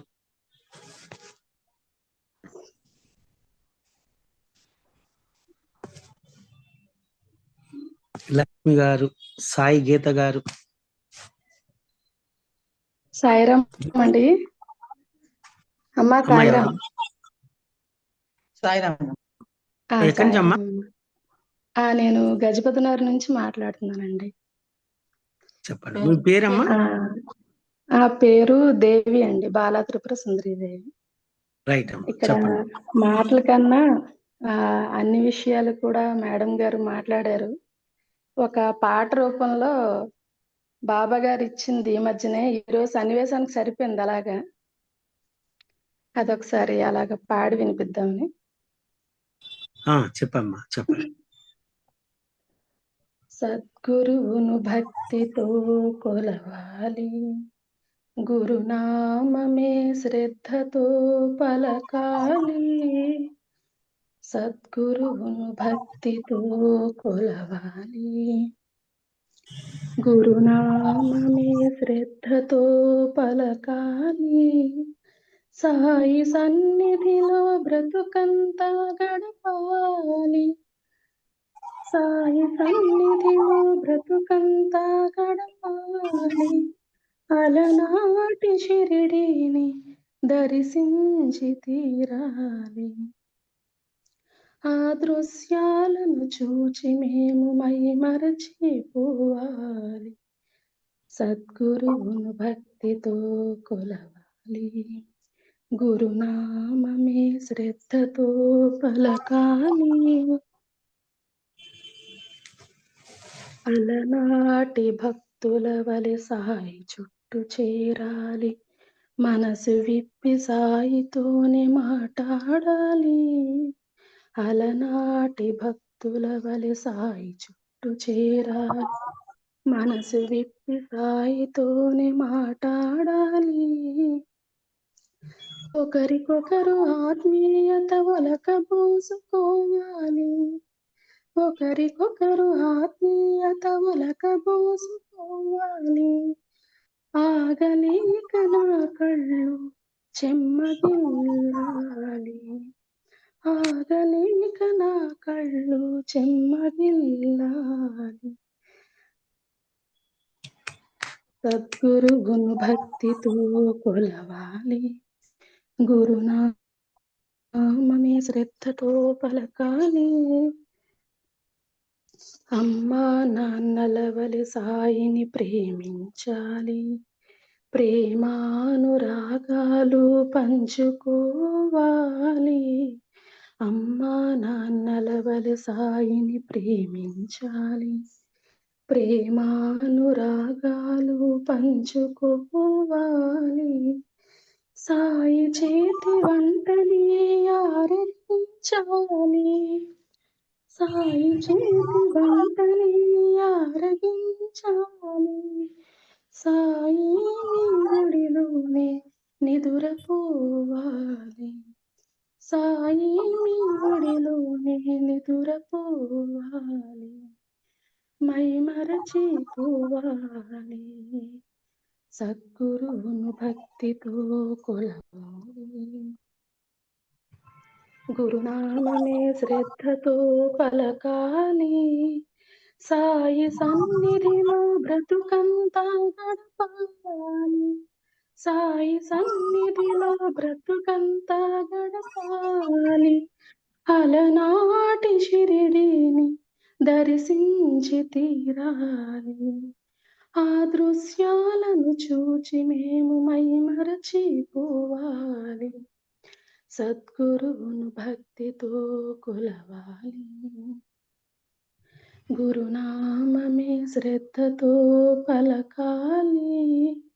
సద్గురువును భక్తితో కొలవాలి, సద్గురువును భక్తితో కొలవాలి, కొలవాలి. సాయిరామ్, సాయిరామ్ అండి. బాగుందమ్మా, బాగా పాడమ్మా. Super madam ji. బాబా బాబా ఈ మధ్యనే ఇలాగా ఈ సన్నివేశానికి తగ్గట్టుగా ఇచ్చారండి. అలాగా దగ్గర నుండి రాయమ్మని రాయించారు అన్నమాట. Very good, very good. దానికి ఒక రాగాన్ని కూడా ఇచ్చేసి అదే సాయిరామ్. అమ్మా ఇంకెవరైనా మాట్లాడతారా లేకపోతే ఆపుదామా? 8:49 అయింది. ఇంకెవరైనా వరలక్ష్మి గారు కానీ, కుమారి గారు కానీ, వెంకటరత్నం గారు కానీ,